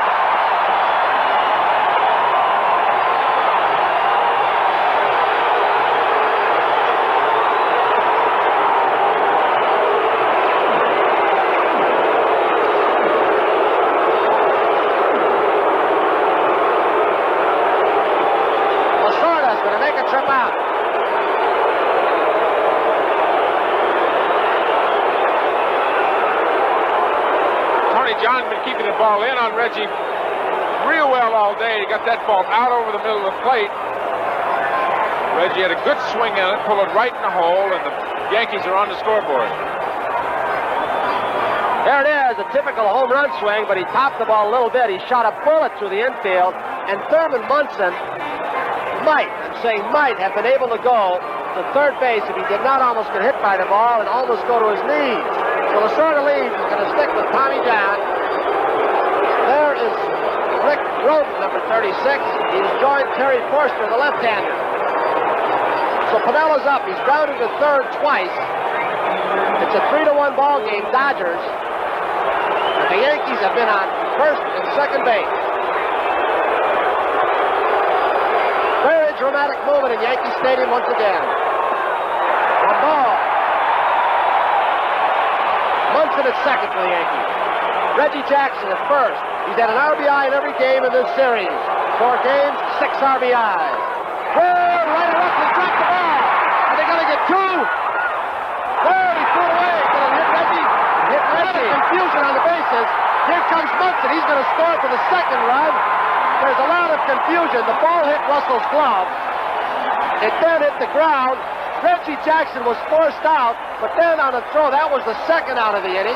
On the throw to first base, they are saying the ball hit Reggie. It is a complicated play because Reggie is out of the play, and yet the ball might have hit him, scooted away, allowing Munson to score. That is Frank Pulley, the first base umpire in blue. He's with the National League. Joe Brinkman, the umpire from second base. He is in scarlet, and Lasorda wants a ruling. The entire Dodger team. Here it is, Joe. Russell, now there's the force on Jackson right there, so Jackson's out of the play, and it hits him. He's right in line, and Jackson is thoroughly confused. He's still at first base. He doesn't know what to do. Pinella is entitled to the base unless they rule interference. Now here's the ball again. It's hit to Russell, who knocks it down, and now he steps on the back, forces Jackson. You saw the umpire motion safe. I'm sure it was on the ball that was hit. Nothing else. And they've got a meeting out there. Looks like an election coming up. There's so many people between first and second. Now, a summit meeting out there is what they've got. Almost every Dodger's around there and all the umpires. Look at that. Everybody is reaching for the ball, and finally, I'll tell you what, leaned into it. He let it hit him purposely, and I've got to believe they're going to, well, I don't know what they're going to do, but if it is ruled intent, I think, we'll have to check the rule, I think that they could rule that runner out, as he intentionally looked like he got in the way. He was leaning, there's no doubt. We'll run it again, and you'll make up your mind. And Lasorda is really upset, and you can't say that you blame him. Reggie Jackson, from our replay anyway, looked like he stuck that hip out to allow the ball to hit him purposely, which would have been the third out. I don't think there's any question he did. Watch this, If you watch, he's confused. He doesn't know if he's out or whatever. He can't watch the call, but he'll move into the ball, certainly. Now, the play before that, the line drive that was hit to Russell, he can't intentionally drop the ball. It's a judgment on the umpire's call of the play. He can't intentionally drop that line drive to set up the double play. It's a judgment play for the umpire, but he did. And Lasorda is livid. He is absolutely livid. I'll tell you what, the football people have talked anyway about using replays. This is a play here, and we've got a much better viewpoint than the umpires do after showing you 3-4 different angles. But to me, it appeared that Reggie Jackson intentionally tried to deflect the ball, which appeared again, and I'm not hedging my bets, appeared to be a double play throw right there. When he throws this ball, Russell, that's the second out. Munson is rounding third in the meantime. Reggie now sticks the hip out. It would have been the third out when he deflected the ball by sticking the hip out. We think intentionally Munson would not have scored, but they've ruled it that Pinella's on first base. There should be 2 outs. They're changing the scoreboard now, but the score, the important thing, is now Dodgers 3, Yankees 2. A tough call for these umpires. They consulted among themselves, and now it's Nettles up with Pinella at first. They're going to get it straightened out. They still have just 1 out, Joe. Can't be. Reggie Jackson was forced. I'll tell you what, Pulley right now is calling. It's got to be 2 outs. Umpire. Before a pitch is thrown, they may want to consult. It's got to be 2 outs. It's got to be 2 outs. Because that's one of the things that compounded it. Jackson was actually out when Russell stepped on second. And Jackson leans into the play. Well, on a pregame show, we talked about arguments. Here it is, the first one. Nettles. 1 ball. They still have just 1 out on the board. But Jackson was forced. And the ball hit to Russell. Nettles hits this one. Should be easy for Lopes. 4-3. They retire the side, but it's now Dodgers 3, Yankees 2, and we'll see Reggie Jackson again on this replay.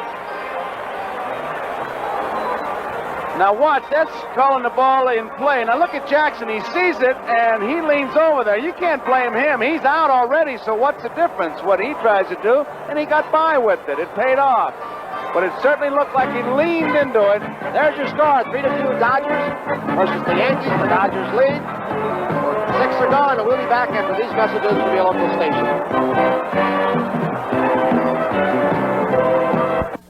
think we got a little bit on both ends. You can let the ball hit the ground first and trap it. If you want to. You can't let it line drive hit your glove and intentionally let it hit the ground. Right.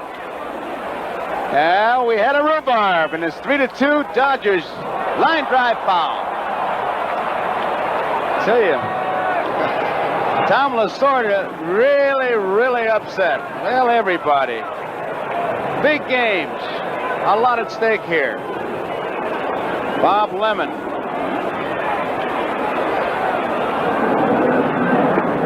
Strike two. The scoring on that play was an error to Russell, a fielder's choice, no RBI. And an assist for Reggie Jackson. Right. That's the score, top of the seventh. Yeager got a double in that fifth inning. Was on when Reggie Smith hit the home run. Takes it low for ball one. 1 ball, 2 strikes. Nobody on, nobody out. 3-2 Dodgers lead the Yankees in the seventh inning. Munson really moving around, giving good direction to his pitcher here. That is the third strikeout for Tidrow. You can see before that pitch, Joe, he told him to get the ball down the strike zone and he wanted his hand on top of the ball. Thurman, one of the best in the business at directing a pitcher. Telling him what he wants done with the pitch, where he wants it, reminding pitchers that they've got to stay on top of the ball, keep the elbow up or whatever. He's like a little general back there. He knows his pitchers so well that if they start to lose it, like he told Guidry, in the first inning he didn't have his good stuff. This is Davey Lopes. He's 0 for 2. He walked and was on when Smith hit the home run. Ball one. There he is.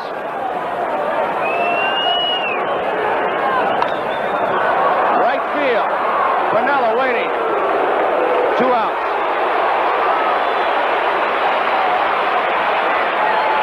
Chambliss, Stanley, and Dent will be the hitters in the bottom half of that seventh inning. Yankees trail by a run. 3-2, Dodgers lead. 2 outs, nobody on. Bill Russell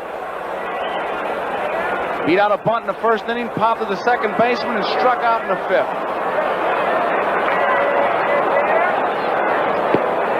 It is low. Did you see Thurman that time? Backhand that ball. He's waving to somebody in the upper deck. He is something back there.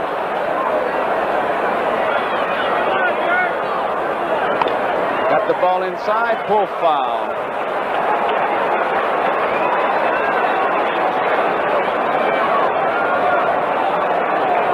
Reggie Jackson has knocked in at least 1 run in 8 consecutive series games. 4 this year, last 4 in 77. Foul back. And that ties Lou Gehrig's record. And this is Gehrig here throughout the first ball. Now you see Reggie Smith, he hit the 3-run homer in the fifth. Yankees came back with 2 in the bottom of the sixth, and that's how we stand. 1-2 pitch, 2 outs. Bill Russell. 2-2.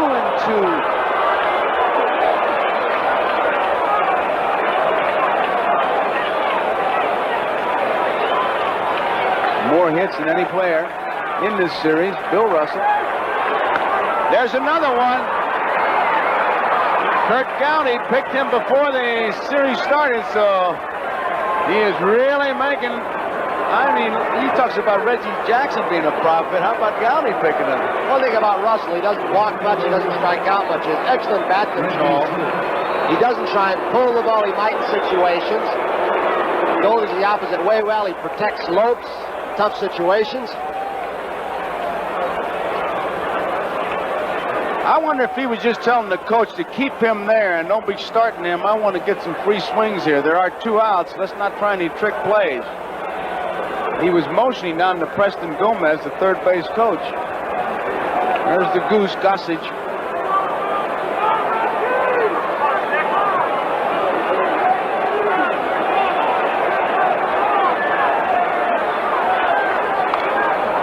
And a good cut of the fastball and fouls it back. Reggie Smith, he walked in the first inning, was called out on strikes in the third, hit a 3-run homer in the fifth.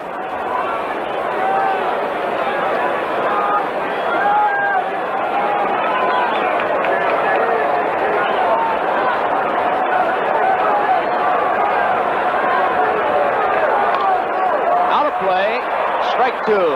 Now we'll see the battle of Tidrow and Munson against Reggie Smith.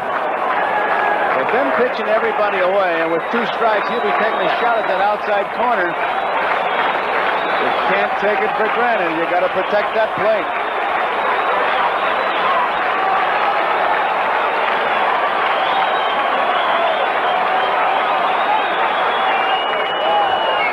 How do you like that pitch? He took something off. Yeah, it was a screwball, I think, Joe. Got Reggie way on front. Reggie, good left-handed fastball hitter. Got good screwball, got him out in front. Good strikeout pitch in that situation. Protecting the plate. Doesn't want to get the fastball by him. Almost got it. Way inside. He set him up with that screwball and was about to saw that bat off in his hand. Pretty good comeback pitch right there. Yes, sir. That's the extra pitch that Tidrow needed to get left-handed hitters out. He drops down a little bit, and with that flat, little tailing fastball and slider, he needed the screwball. There goes the runner. Piniella charging hard. Makes the play. So Reggie Smith flies at Piniella. That ends the 7th inning. The Dodgers do not score. So as we go into the bottom of the 7th, it is Los Angeles 3 and the Yankees 2. Fair. Joe, we may as well clear up at least the first part of that controversial play and read your rules. Those of you who have a scorebook through 6:05, it says the batter is out when. We go to the next page, and I'll find it.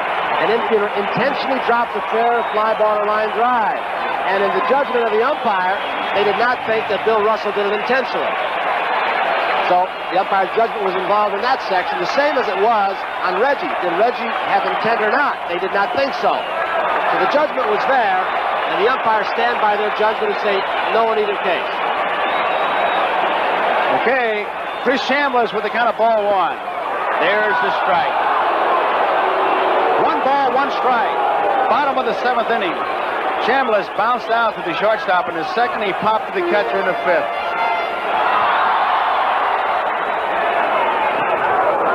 One ball, 2 strikes. Bottom of the 7th inning. Dodgers 3, Yankees 2. Game 4 tomorrow. Game 5. Beatty against Bert Hooton.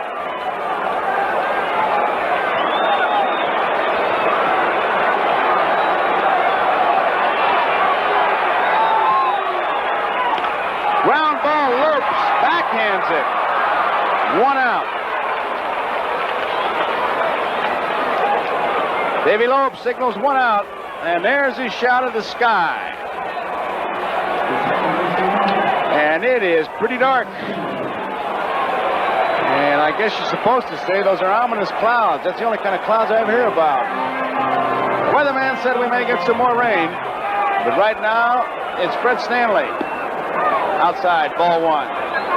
Tom, it seems like Tommy John has thrown a few more pitches up to this point of this game, doesn't it? He's been behind more hitters than he was the first time. Well, I think that's because the Yankee hitters are walking up there taking a lot of pitches. You know, there's Red Adams on the phone to the bullpen. That's the Dodger pitching coach. The Dodgers have been taking more. The Yankees have been taking more pitches. That's the way Piniella established when he first went up there.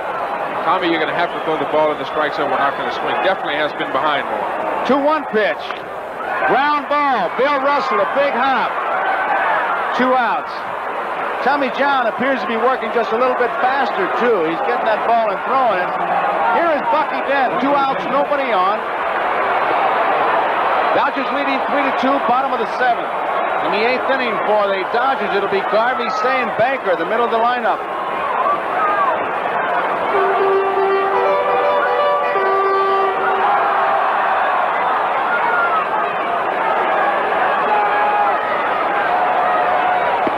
Outside, ball 1. Dent, single in the 3rd, bounced the 3rd to 1st in the 5th. 1-1 to count on Bucky Dent. A 3-run homer by Reggie Smith in the 5th inning. The Yankees came back with 2 in the 6th, and that's how we stand as we look at Paul Blair. Big iron bar that they use for the weight bat. 2 balls and a strike.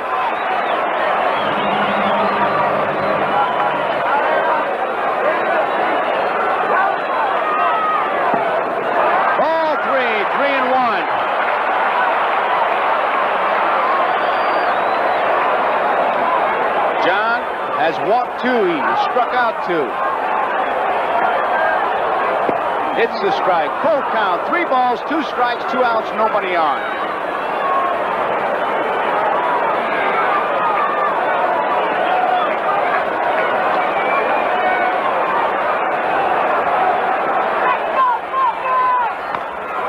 Bouncing ball. Bill Russell, big hop. In time, it's a 1-2-3 inning for Tommy John. 3 ground balls at the end of 7. It's the Dodgers 3, the Yankees 2. Coming up, Steve Garvey, Ron Cey, and Dusty Baker. Here's Garvey. Strike 1. Tidrow came on in the 6th. He has struck out 3. He's allowed 2 hits.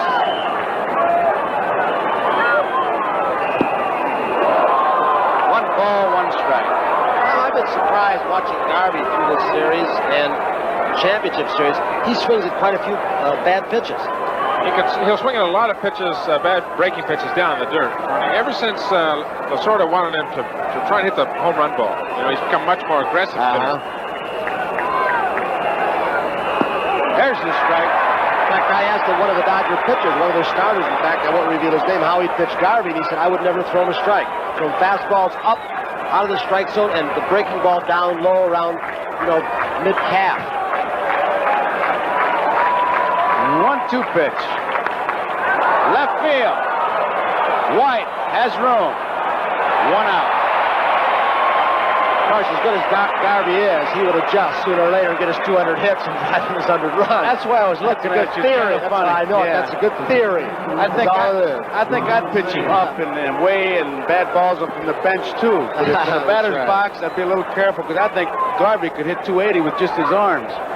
You tried that, Tony. You're exactly right too. You try that throwing, and he'll just sit there and wait till he gets 3-0, 3-1. Then you got to throw a strike, or else just walk him all day. Ron Cey takes it outside, ball 1. You can't do that. Cey coming up, Baker coming up. Those guys can pop one on you at any time. He's going to make you throw strikes to him sooner or later. Pull foul. 1 ball, 1 strike, 1 out. Big day on NBC Sports tomorrow. It begins 12:30 with NFL Today, and we climax it with the 5th game, Jim Beattie against Bert Hooton. Put your dial, NBC, 12:30 Eastern Time, and stay with us, and you're in for a treat. There's a strike on the outside corner. Tidrow is really hitting those corners. In the 8th inning, it'll be Blair, White, and Munson for the Yankees. 1-2 pitch. Hot smash. Greg Nettles has it. 2 outs. Well, an interesting shot of Nettles stealing that ball because he has been so great on balls left and right. But this is the toughest one of all. Watch this. 1 hit right at you. You have no perspective, no side view. You cannot tell the bounce is what kind of hops. You can't judge the speed of the ball. Every infielder will tell you the one right straight at me is the toughest. And you can see how he battled that more than even the line drives down the line or in the hole. Tony, you made the point earlier about the infield being rough in here after the Yankees had clinched the American League pennant from the Kansas City Royals. The people, of course, here in New York streamed on, tore up a lot of the infield. They had to replace some of the infield grass around the home plate area and around the pitcher's mound as well. 1-0 pitch. 1-1 to count.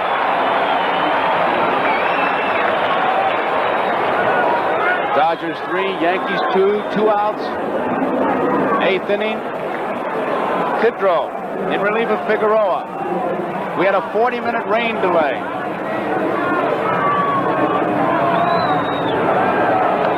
Fouled out of play.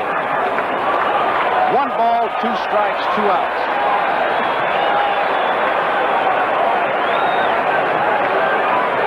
There it is. 3 runs, 6 hits, and 1 error for the Dodgers. 2 runs, 5 hits, no errors for the Yankees.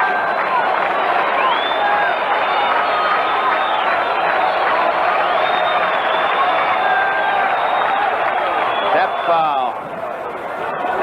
Boy, this is one of those games, Tom, that Wes Western used to call a cliff dweller. Right. That's my first manager in the major league. That's in 1967, too. Great guy, old Wesley. Just got you with the Giants? Scouting now for the Giants, isn't he? I think so. Been in that organization a long time. 1-2 pitch now to Dusty Baker. Good strikeout for Tidrow. He's kept the Yankees close. 3 up, 3 down. We go to the bottom of the 8th inning. It's Los Angeles 3, Yankees 2. It'll be Blair, White, Munson for the Yankees. If you're an outfielder or an infielder here in Yankee Stadium, this is the problem you have. Those flags are in left field, high above the facade. They are blowing out of the northwest. In right field, a while ago anyway, they were blowing the exact opposite direction. What we're trying to tell you is there are swirling currents because of this high triple-deck stadium. The wind swirls, and you have to really be careful on pop-ups that high in the air, long fly balls. Never know what the ball's going to do. So the scene is set, and Paul Blair, who beat out a bunt in the first inning, and he was thrown out at the plate on a fine play by Reggie Smith as he tried to score. Yeager made a fine tag, so Blair 1 for 3. Say is even with the bag. Blair can bunt, likes to bunt. Ball 1.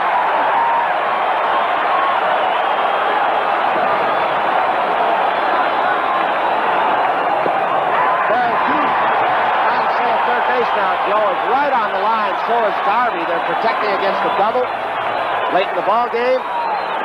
Strike. 2 balls, 1 strike, nobody out. Bottom of the 8th inning. Dodgers 3, Yankees 2.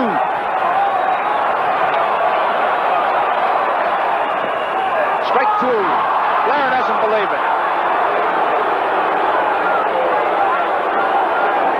It's tough for a hitter once you make that move in a bunt situation. He was going to try. You can see by that head going up and down, you lose perspective of the strike zone. There's a base hit.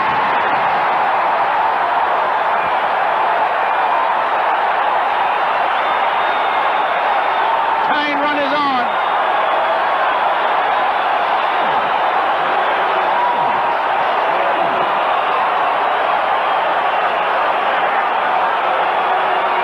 Is on his way out.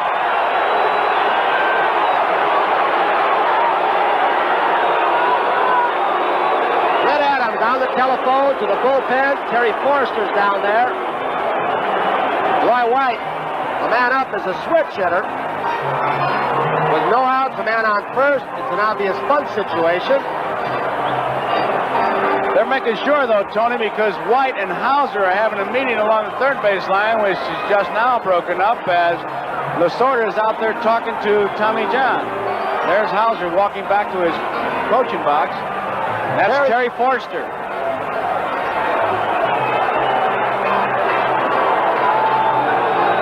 So, 3-2, tying run is on. Paul Blair.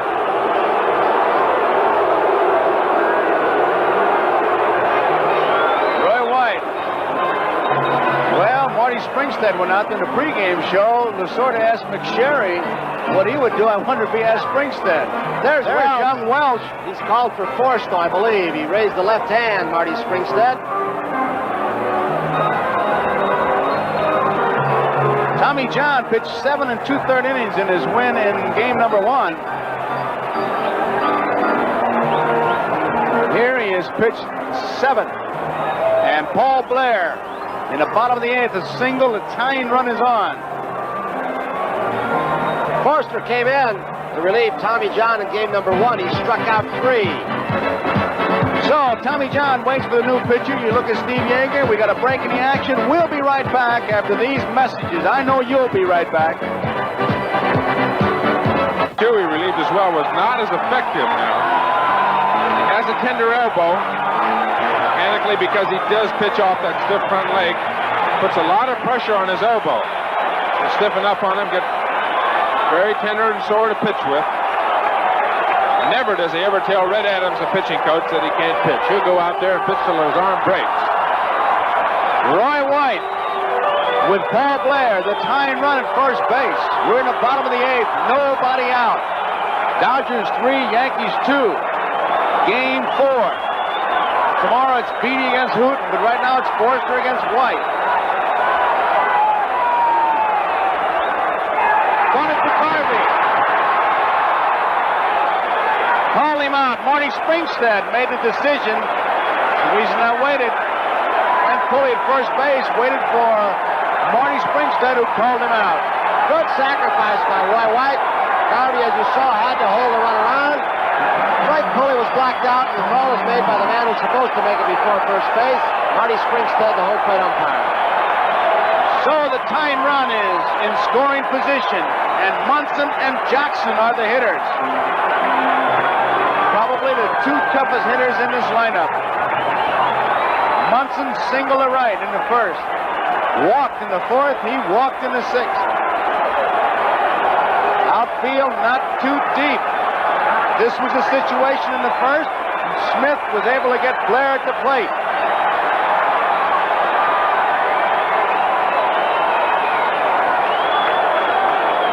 There is Jackson. Drama right now in that batter's box. Thurman Munson.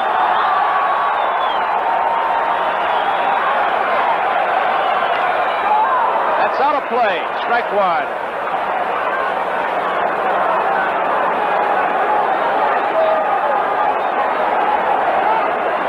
Munson, a busy kind of guy in that batter's box. He's not just messing around straightening those gloves out. He calls himself a situation hitter. He's going over what he thinks that Forster will go with. Slider, fastball away.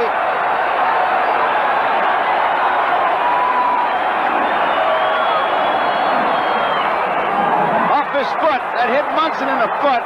It is a foul ball. Munson fouled it off his foot. He went down. And it's strike two. He doesn't need any more of these bumps or bruises. Probably was that slider that was moving down and in. The pitch that usually gets hit off the instep or the shin bone.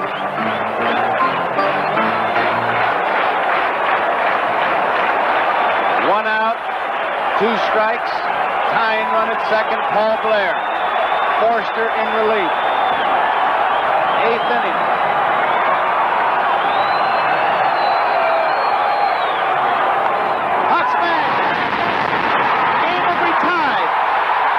Munson is heading for second.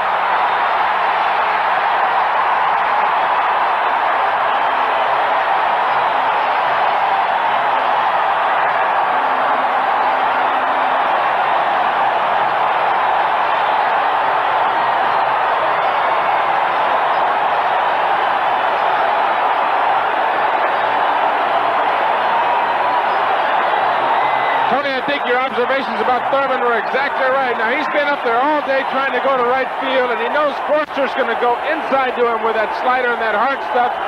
He just turned those hips and pulled that ball right down that line, shot it into the corner. A two-base hit and drives in the run that ties up the score. No balls, two strikes. Look what Thurman did. Smart hitter. Smart player. And got it just after taking one off the chin, too. On base 4 times in this ball game, Joe. Munson. Time is being called. The fans here really going wild. And the ground crew picking up the debris. There you see him, the captain, Thurman Munson. And Reggie Jackson is the batter. One man out. We're tied, 3 apiece. Jackson bounced to Garvey unassisted in the first, struck out in the fourth, drove in a run with a single in the sixth.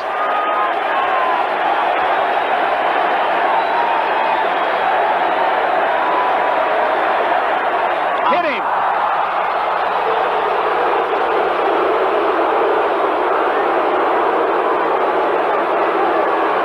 Gene Monahan looks like out there.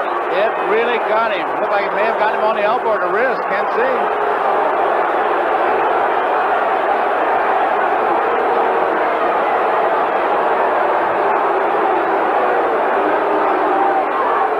He really got drilled, Joe, with about as hard as fastball as Forster could throw. Tried to move him off the plate. They tried to pitch Reggie Jackson inside. Reggie told us that in our interview during the rain delay. Right there, right off, just above the elbow, it looked like. Right at the elbow, torch and wrist.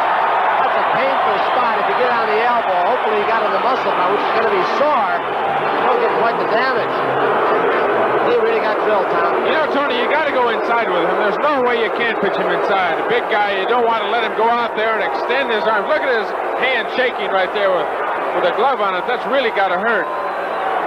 You don't want to let a big hitter like Reggie go out and extend his arms. He's just too powerful, too big, and too strong, and you've got side. Lasorda out to talk to Forrester. I think Reggie was trying to see if he had any feeling. Now he's going to make a pitching change with Piniella the batter. Youngster Welch was out there throwing. We're all tied up.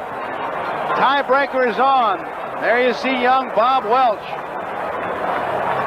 Tell you, can't get any closer. 3 runs, 6 hits, 1 error for the Dodgers. 3 runs, 7 hits, no errors for the Yankees. Munson is at second.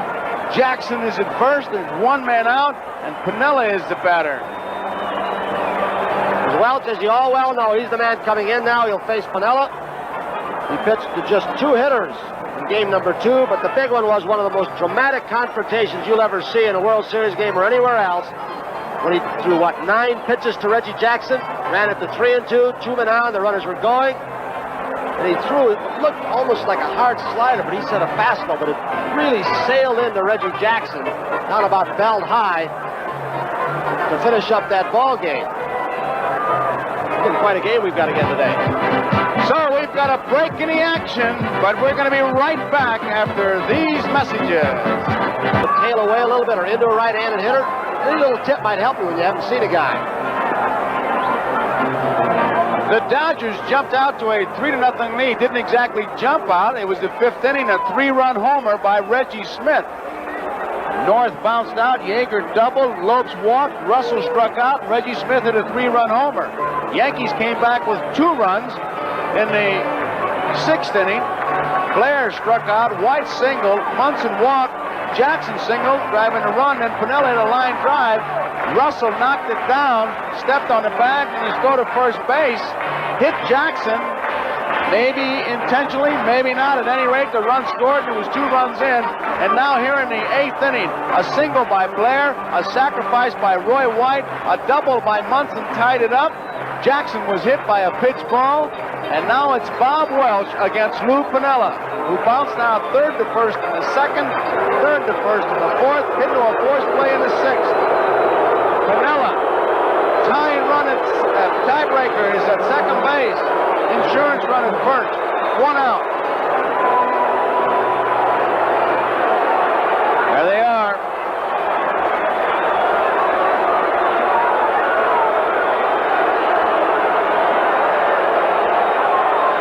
'21-year-old Bob Welch. Foul back. 22 years old on November 3rd. Born in Detroit, lives in Ferndale. 6'3", 190 pounds. He pitched to 2 hitters. Runners on first and second. The Dodgers leading 4-3. He got Munson to fly to right and struck out Jackson. This is the 2nd series game. Outside, 1-1.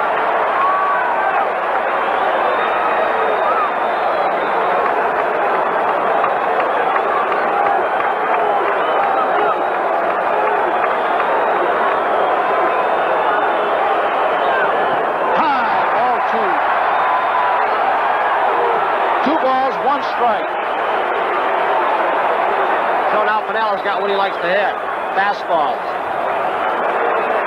Munson at second. Jackson is at first. Jackson trying to get a lead so he can take somebody out at second base if he has to.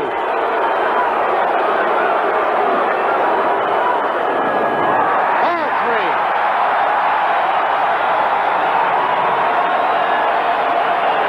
3. The on-deck batter is Greg Nettles. There he is.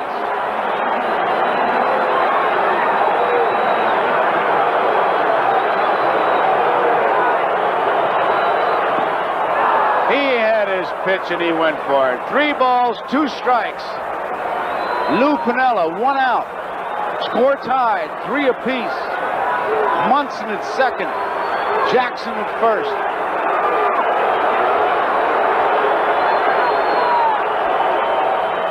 Fouled it back. May have chased a bad ball, but in a spot like this, you don't get that selective. You know, also, Joe, in a spot like that, you don't have much time to decide whether you're going to go after it or not. A guy that throws hard, you commit awfully early. It's commit or be committed. Youngster. Out of play. Foul ball. Count remains at 3-2. Those are some tough pitches that Pinella's found out. That high fastball, it's really taking off. One high and tight, another one just a little bit over the plate. Same way that Jackson did in L.A. Remember, 3-2, same way. Fought him off. This kid is something. 21 years old. He's going to be 47 when the series is over. Popped up. Garvey's going out after it. Loops. Who's going to get it? Look out. They almost collide. Garvey makes the play. They rule infield fly.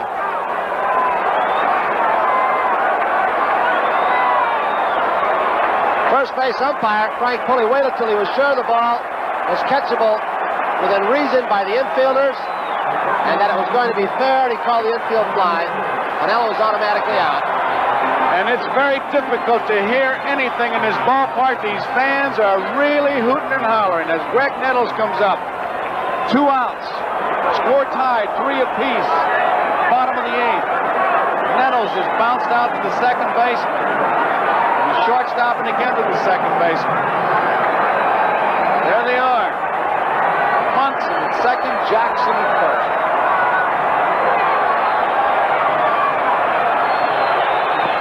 High ball one.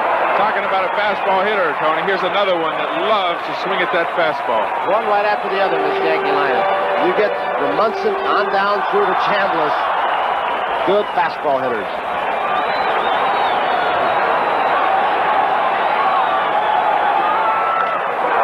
Foul. That's way foul. 1 ball, 1 strike. In the 9th inning, it'll be Monday, North, and Yeager. He knows what he's going to get here. Greg is pretty sure, as you see Munson at second base, Jackson over at first. He knows he's going to get a fastball. And watch his right knee. He'll cock that right knee and really try and turn on it. Watch Nettles' right knee. High. 2-1.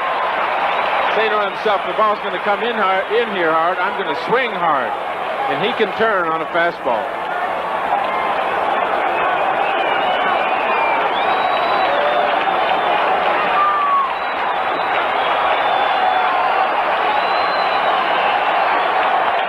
Foul ball. 2 balls, 2 strikes, 2 outs.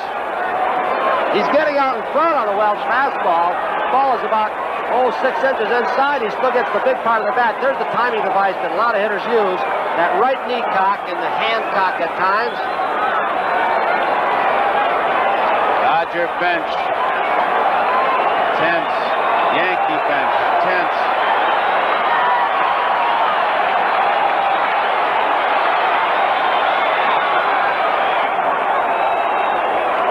He wants a new series of signs. He wasn't sure. 2 balls, 2 strikes, 2 outs, tied, 3-3, bottom of the 8th. Tiebreaker at second, Munson, Jackson's at first. He's going to make sure, and that's what a good pitcher does. You don't want to be so worried about the signs that you lose your concentration. I tell you, this kid has been able to get Munson, Jackson, and Pinella, all good hitters in tough situations, and now he's got Nettles. Red Adams, the pitching coach, right now, in this difficult situation for Welch, wants to clear it up once and for all. I was going to say, Tony, I don't think what Yeager puts down now is going to mean anything. Red Adams is telling him what to throw on the next 2 pitches at least. There's no time to get brilliant. Now you got to go to firing.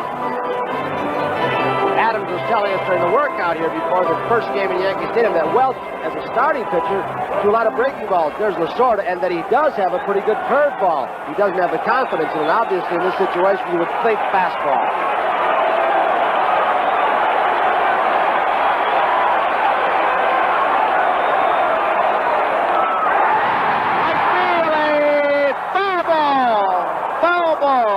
a breaking ball, and he might have got it up. It was not his good fastball. It wasn't that swifty. It was a slider of some kind or a curveball that he overthrew, threw awfully hard. Something There it is, either a Tom. change-up or whatever, a slider. Greg gets out. Looks like he hit it right on the end of his bat. He really went after it good, but he turned on it, pulled it foul. Looks like he hit it. Welsh had him out front, hit it on the end of the bat. See the body English there, too. Right in the follow-through, trying to keep it fair.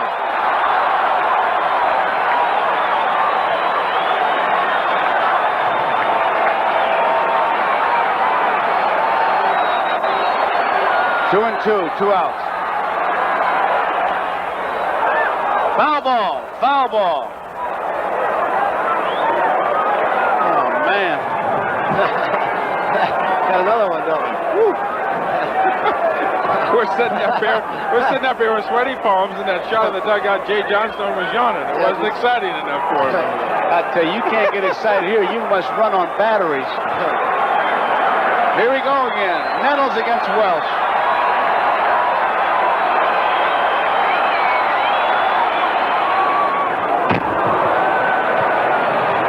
Pinella fouled off a couple pitches. Now Nettles is fouling off pitches. Look at that bench. Red Adams, the fever. That's Tidrow with the towel on his head.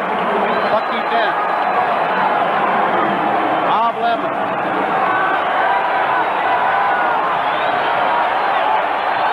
Struck him out. Bob Welsh strikes him out, and he'll get some reception when he goes into the bench. 21 years old on his birth certificate, 97 in his arm. He really came in a tough situation, and did he ever do a job? That ends it. Look at that. End of 8 innings. We're all tied. Dodgers 3, Yankees 3. 3 runs, 7 hits, and no errors for the Yankees. The new pitcher for the Yankees is Gossage. Guys, Tidrow really did a job for those Yankees. We talked about Welch just happened, but he came in and he did a real good job. He did the job the middle relief man's supposed to do. Keep his club in the ball game. Goose Gossage now. Another hard thrower. I asked Yeager. Yeager, of course, batted against Gossage in the game that he was in, and he caught Forrester and Welch. And I said, which of the three was throwing harder? And he said Welch. Is that right? And this guy really throws hard. He's been timed up to 95 miles an hour. Forrester throws awfully hard with a hard slider. Here we go. It'll be Rick Monday, Billy North, Steve Yeager in the 9th inning. Yankee ninth is Chambliss, Stanley, and Dent. Monday walked in the 2nd, fly to left in the 4th, single to center in the 6th.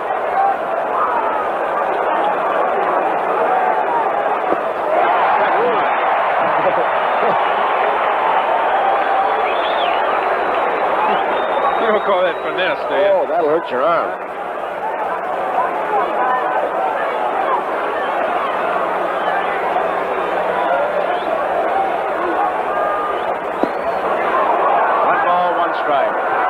His 2nd series game, he pitched 2 innings in game 2, retired 6 in a row with no strikeouts.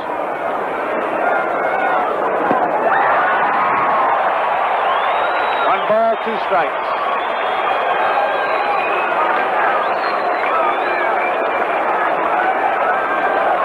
Crowd hanging tough.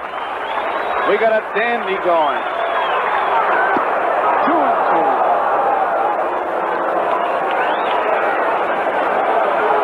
We had a 40-minute rain delay. Boy, that seems like a week ago. Just got a piece of it. Foul tip. Hit Springstead's chest protector. He's throwing so hard you can see Monday when he fouled that one off, the bat was still trailing way back in the strike zone. He'd have gotten that ball and hit it. It'd have been off in the left field foul line seats. The outfield really doesn't think that Monday can pull the ball. They're shading towards left center. Behind on that one. Count remains at 2 and 2. Nobody out. Monday, the leadoff man here in the 9th. Score tied. 3 apiece.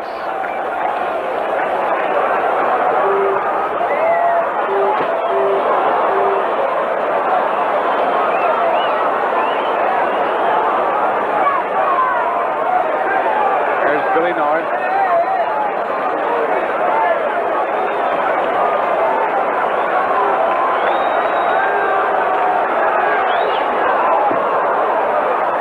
Three and two. He really put some extra into that. That's like that pitch he threw in the All-Star game, one of those wild pitches down and in. He was really firing that game, remember? That got right. Munson didn't get his glove No, down. not even close. Munson said he's the toughest guy there is on this staff to catch. He said Guidry's ball moved, but he throws strikes generally. He's around the strike zone. He said, with Gossage, you never know. He could be wild inside, outside, low, high. He looks like he throws a heavy ball. Ball four. Monday draws the walk. So the leadoff man for the Dodgers is on. It brings up Billy North. North flied to center, bounced out to the shortstop. That was in the fifth, and bounced out second to first in the sixth. And this guy Nettles is moving in close for the bunt. a tough man to bunt, Joe. That high fastball that takes off, it's tough to get the ball down on the ground.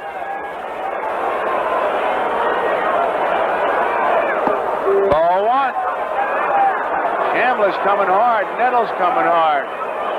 It's an obvious bunt situation. Vic Davalillo. There goes Billy North going down to make sure of his signs. Third base coach Preston Gomez.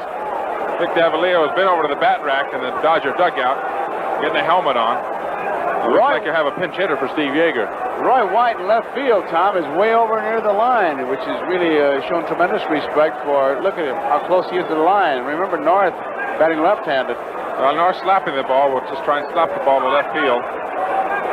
Not a pull hitter, that's for sure. There's Davalillo. Getting ready, getting his pine tar and rosin. Pops it up. Thought he might try and trap that ball. Let it hit the ground. Because North never left the batter's box. Never left the batter's box. Walking back to the dugout. As soon as he popped his walking mitts, could have been an automatic double play. Just lets the ball fall. I think Nettles thought that Monday was far enough off he could throw behind him.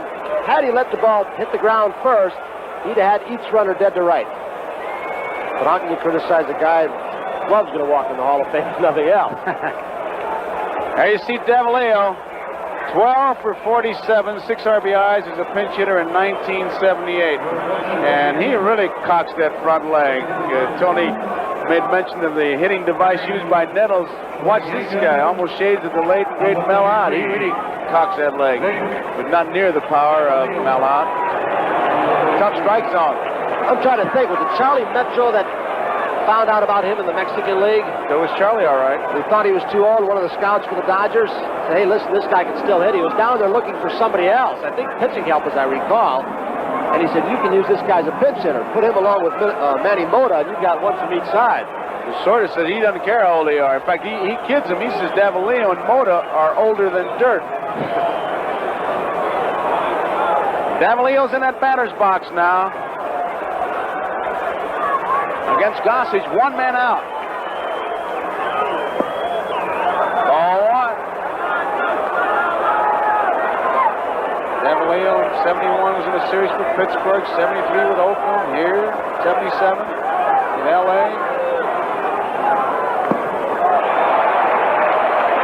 One ball, one strike. When you got a fastball pitcher like this and you stay low as a catcher, the umpire gets all the foul tips. It goes right over you.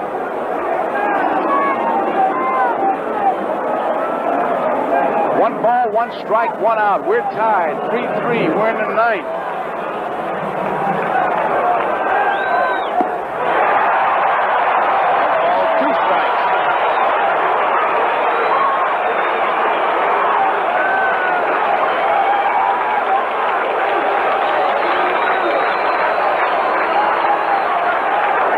Foul straight back.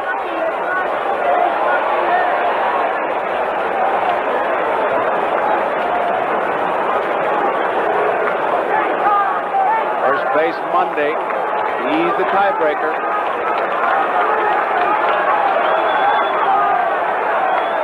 Out of play.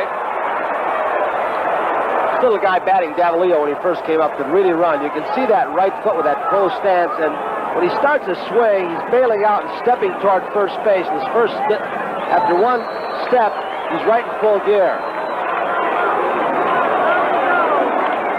Out of play. 1 ball, 2 strikes, 1 out. Jammed house here at Yankee Stadium, and I don't see an empty seat.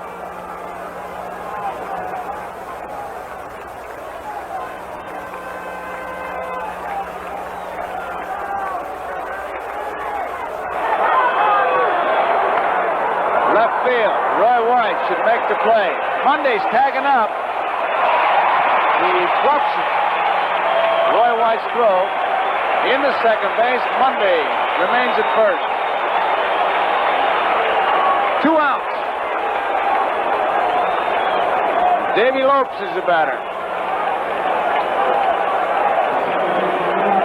Lopes flied to right in the first, lined to Nettles in the third. He walked and scored in the fifth and flied to right. Yankee night, Chambliss, Stanley, and Dent.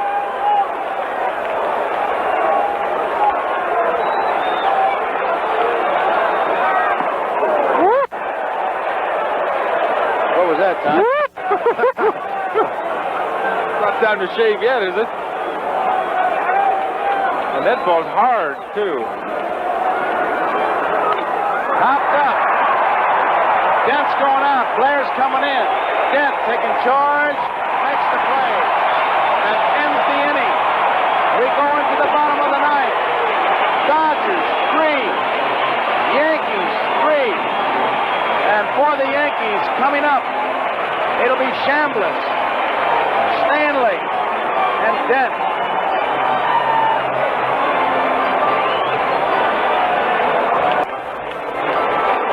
$56,445 here, and what a ball game we're seeing. Joe, listen, we've had 3 good ball games, the last 3. The first game was a blowout as Los Angeles won 11-5. Tommy John getting the win. The second game, 4-3, the Dodgers over New York. Say rather, with all 4 RBIs, a 3-run home run.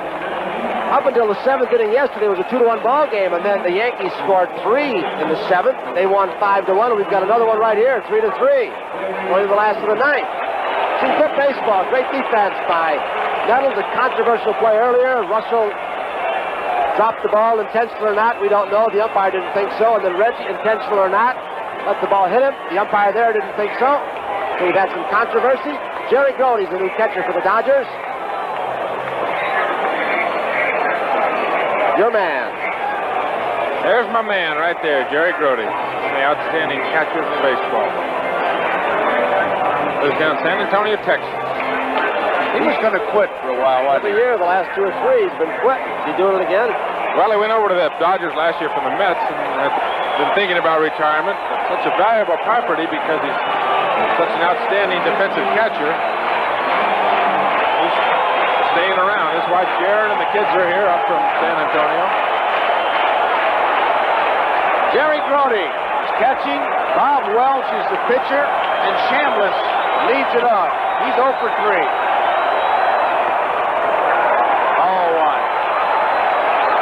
Young Welch came on in the jam and got Piniella to pop up and struck out Nettles.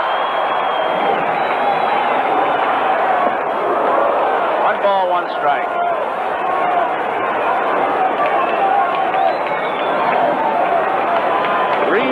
We're tied.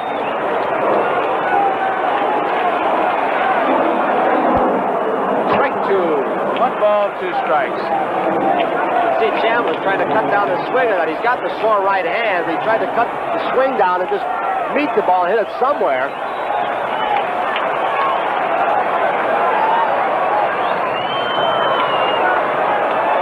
One ball, 2 strikes. Nobody on, nobody out. Bottom of the 9th. All tied, 3 apiece.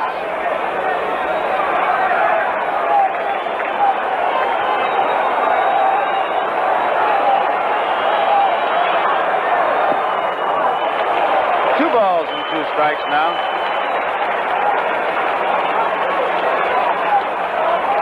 Brett Stanley, the on-deck batter.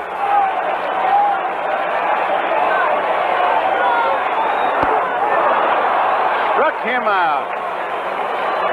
Chambliss is out on strikes, and now Stanley is called back, and Jim Spencer is coming out of the Yankee dugout.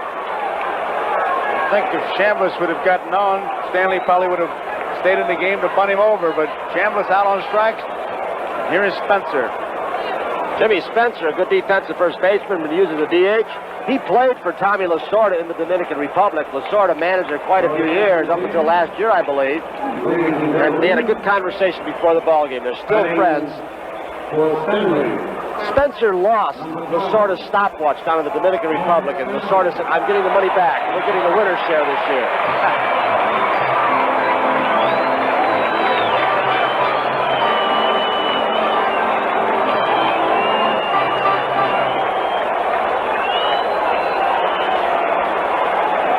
Spencer, power hitter. Named the Yankees and the White Sox for Stan Thomas and Cash. Swung around.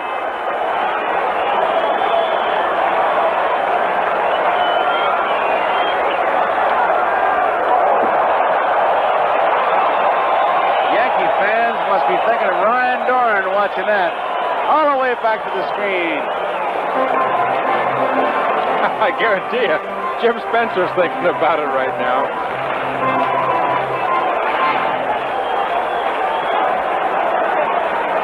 One ball, no strikes, one out, nobody on.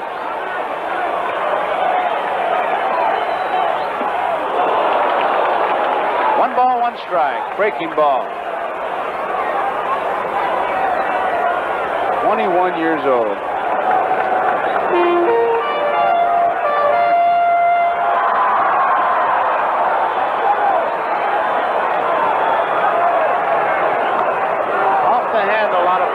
Ball at 2 strikes. It's like a pitching machine. He just gets the sign and comes at you. Amazing composure that he has had coming in 2 absolutely pressure-packed situations. The game out in Los Angeles against Reggie Jackson, and then here he comes in and runs the count to 3-2. Just 21 years old, pressure-packed, still has that composure to be able to throw strikes. Little looper. Say's giving the chase. It is a foul ball. He just fought that pitch off. He was completely fooled. It was a breaking ball, an off-speed pitch, and at the last minute, Spencer just muscled it out that way, and for a while, it looked like it was going to be big trouble. You got to look for fastball off this guy. There's Bobby Westers, no question, and he is fooled by the breaking ball. Just kind of flipped it over Ron Say's head, but it drifted foul. 2 strikes, 1 out. Bottom of the 9th. Tie score.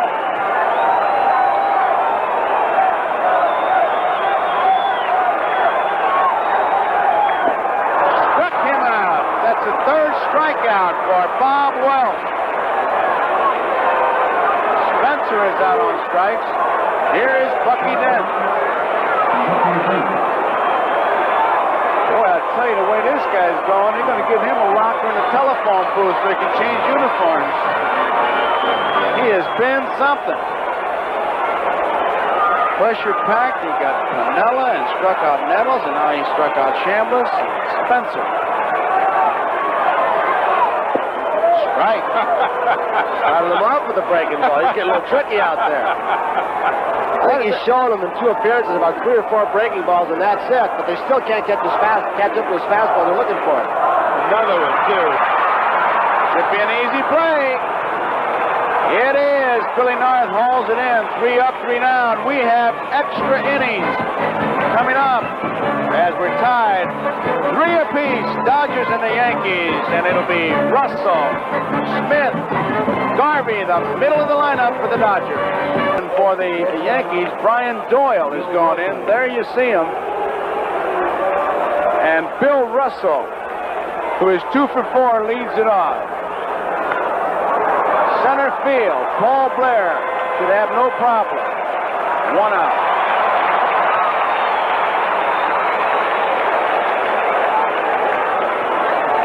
Brings up Reggie Smith, who hit a 3-run homer. I'll tell you something, boys. That play by Reggie Jackson, he gets a lot of publicity with his bat. But that play looms bigger and bigger when he was hit by the throw. How about the play this guy made? Throwing out Blair. Well, that was Right the play, there. but Jackson's play, it's got A little intrigue. There'll be some explanations to that one. He was going for downtown, didn't get it. 1 ball, 1 strike. There'll be all kinds of explanations and reasons given, and it all boiled down to judgment. Left field out of play. 1 ball, 2 strikes. Gossage. He just gets the ball and throws as hard as he can for as long as he can.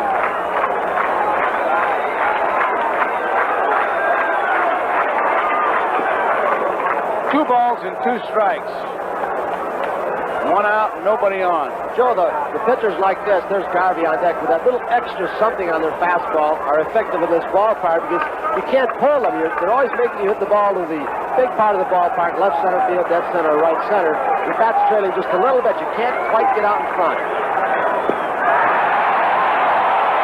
Struck him out.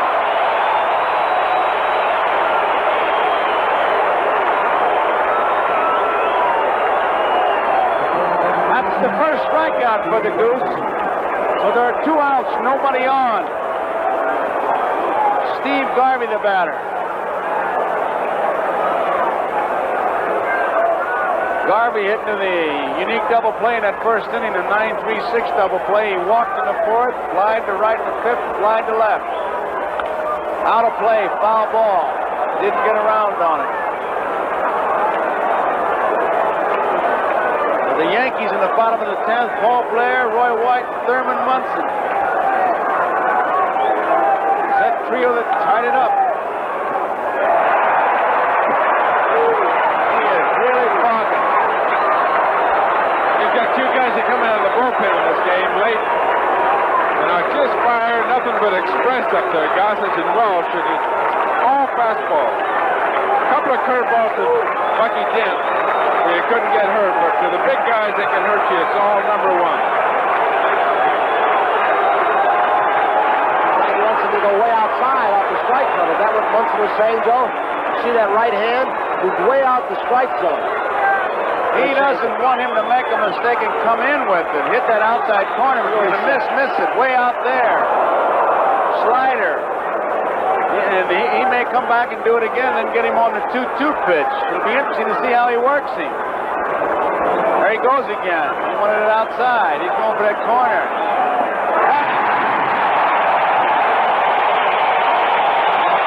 1, 2, 3 for the Dodgers in the 10th. We go to the bottom half of the 10th. We're all tied. Dodgers 3, Yankees 3, and coming up it'll be Paul Blair, Roy White, and Thurman Munson.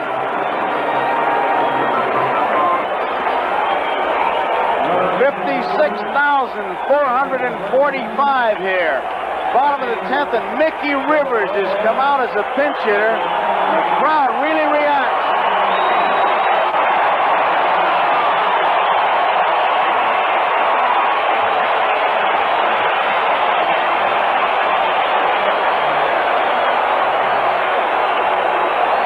Say moves in close at 3rd. Foul ball. Rivers 3 for 8 in the World Series. There was an extra inning game in last year's World Series. Game number 1, Yankees won it in 12 innings, 4-3 at New York. Look at Ron Cey sneaking in. Popped up behind the plate. Grote's coming near the stands. He has a play. He makes it. Rivers fouls to Grote. 1 out.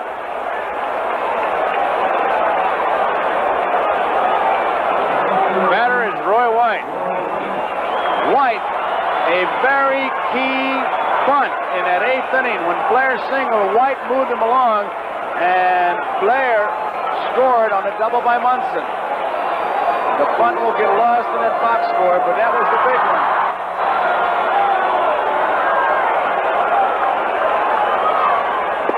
Strike. 1 out, nobody on.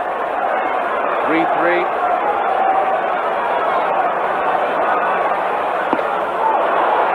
Good fastball, strike 2. I guess it's going to be who weakens first between Welch and Gossage, and neither one's showing signs at this point. They're really throwing hard.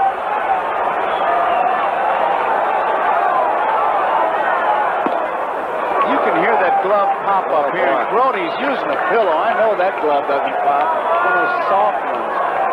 Real small one, too, Joe. Like small pocket, and the ball gets in there, it stays out.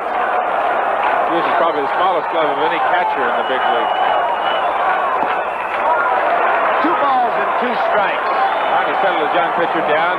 Right here, no problem. We got 2-2, 1 out. Make a good pitch. Still in command.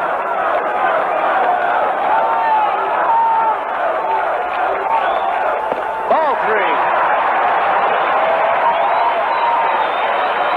There's a little touch of experience for you right there. Did you see Grody take that ball out, rubbed it up, made sure he let Welsh just relax a minute, take a little bit of time. Big pitch here. Don't want this guy in first base. Make him hit his way on. You don't want to walk him. Foul ball. Fastball. You find a lot of that kind of stuff. Check swing, foul off on a hard thrower. You mentioned it before, Tom. The last time he came in, Johnson for Forster. You have to start so quickly in order to get that bat out in the hitting area.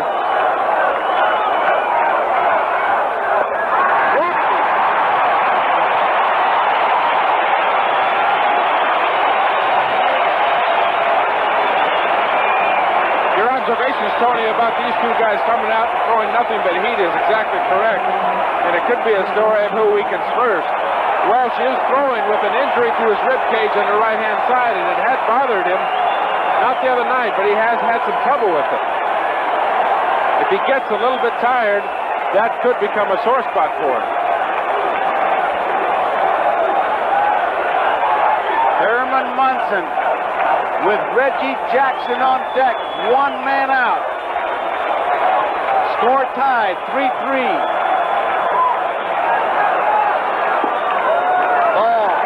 There he is. Reggie Jackson. It was the confrontation. Jackson against Welsh. Welsh struck him out. And Joe Welch better not take Roy White for granted down at first base because he got a pretty good lead on that first pitch. A little bit walking.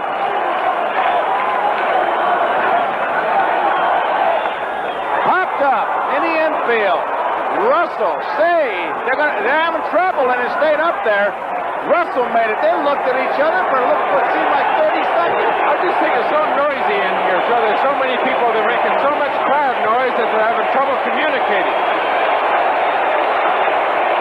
What a rematch right here. Look at this. Young Bob Welsh and the veteran, the slugger home run hitter, Reggie Jackson. Reggie said he lost his concentration when Bucky Dent broke off second. There are 2 outs. Roy White is at first base. Right now it's Jackson against Welch again. Ball.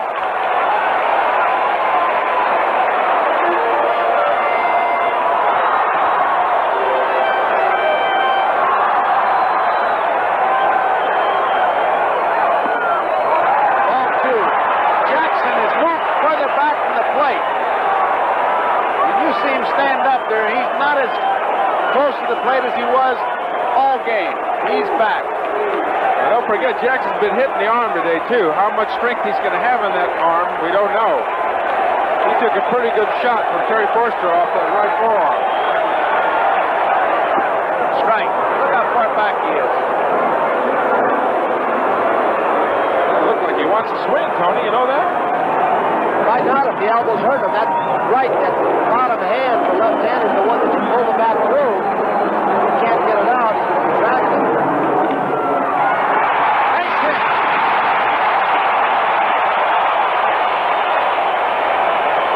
White stopped at second.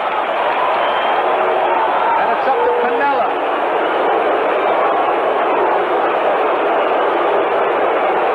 Jackson continues to hit. Second base hit.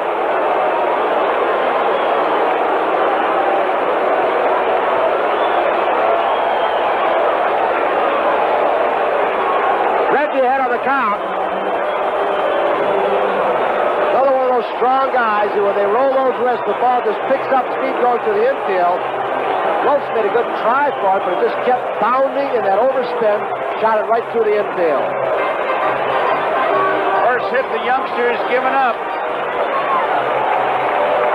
Game is on at second base. Roy White. We are tied 3-3. Bottom of the 10th, 2 outs.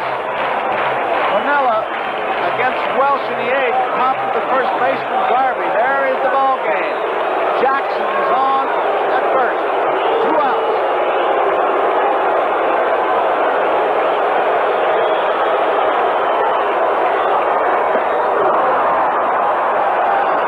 Strike one.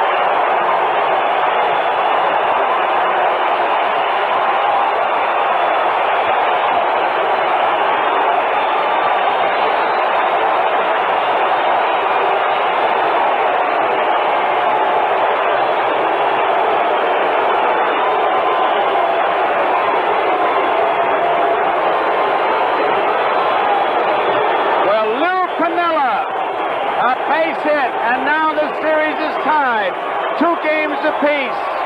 As we get ready for Game 5, Jim Beattie against Bert Hooten. He had a good pitch, Tony. Low ball, 1-strike pitch. Looked like it was up and away, but we'll see it again. Might have been a ball. He really tomahawked it hard to right center, so Piniella with his hit ends the game. Here's Roy White coming off second base. North had no chance whatsoever as Hauser gives the go-ahead sign. The big cheer you hear now in the background is White scores the 4th run. Is Piniella coming out of the dugout. Look at the Yankees. It was Piniella in the first inning. He caught a line drive off Garvey to double Russell off at second base. There is number 14, Lou Piniella, Reggie Jackson, and Lou Piniella. These ball games get any tenser. My goodness, how can they? There's one happy fellow right there, Lou Piniella. So Lou Piniella is the big hero. 4 runs, 9 hits, and no errors. Gossage the winner, 3 runs, 6 hits, and 1 error. Welsh was the loser. We're all tied in the series, 2 games apiece as we get ready for Game 5. The final score once again, Yankees 4, Dodgers 3 in extra innings so far. Tony Kubek, Tom Seaver, and Curt Gowdy. This is Joe Garagiola saying so long from Yankee Stadium.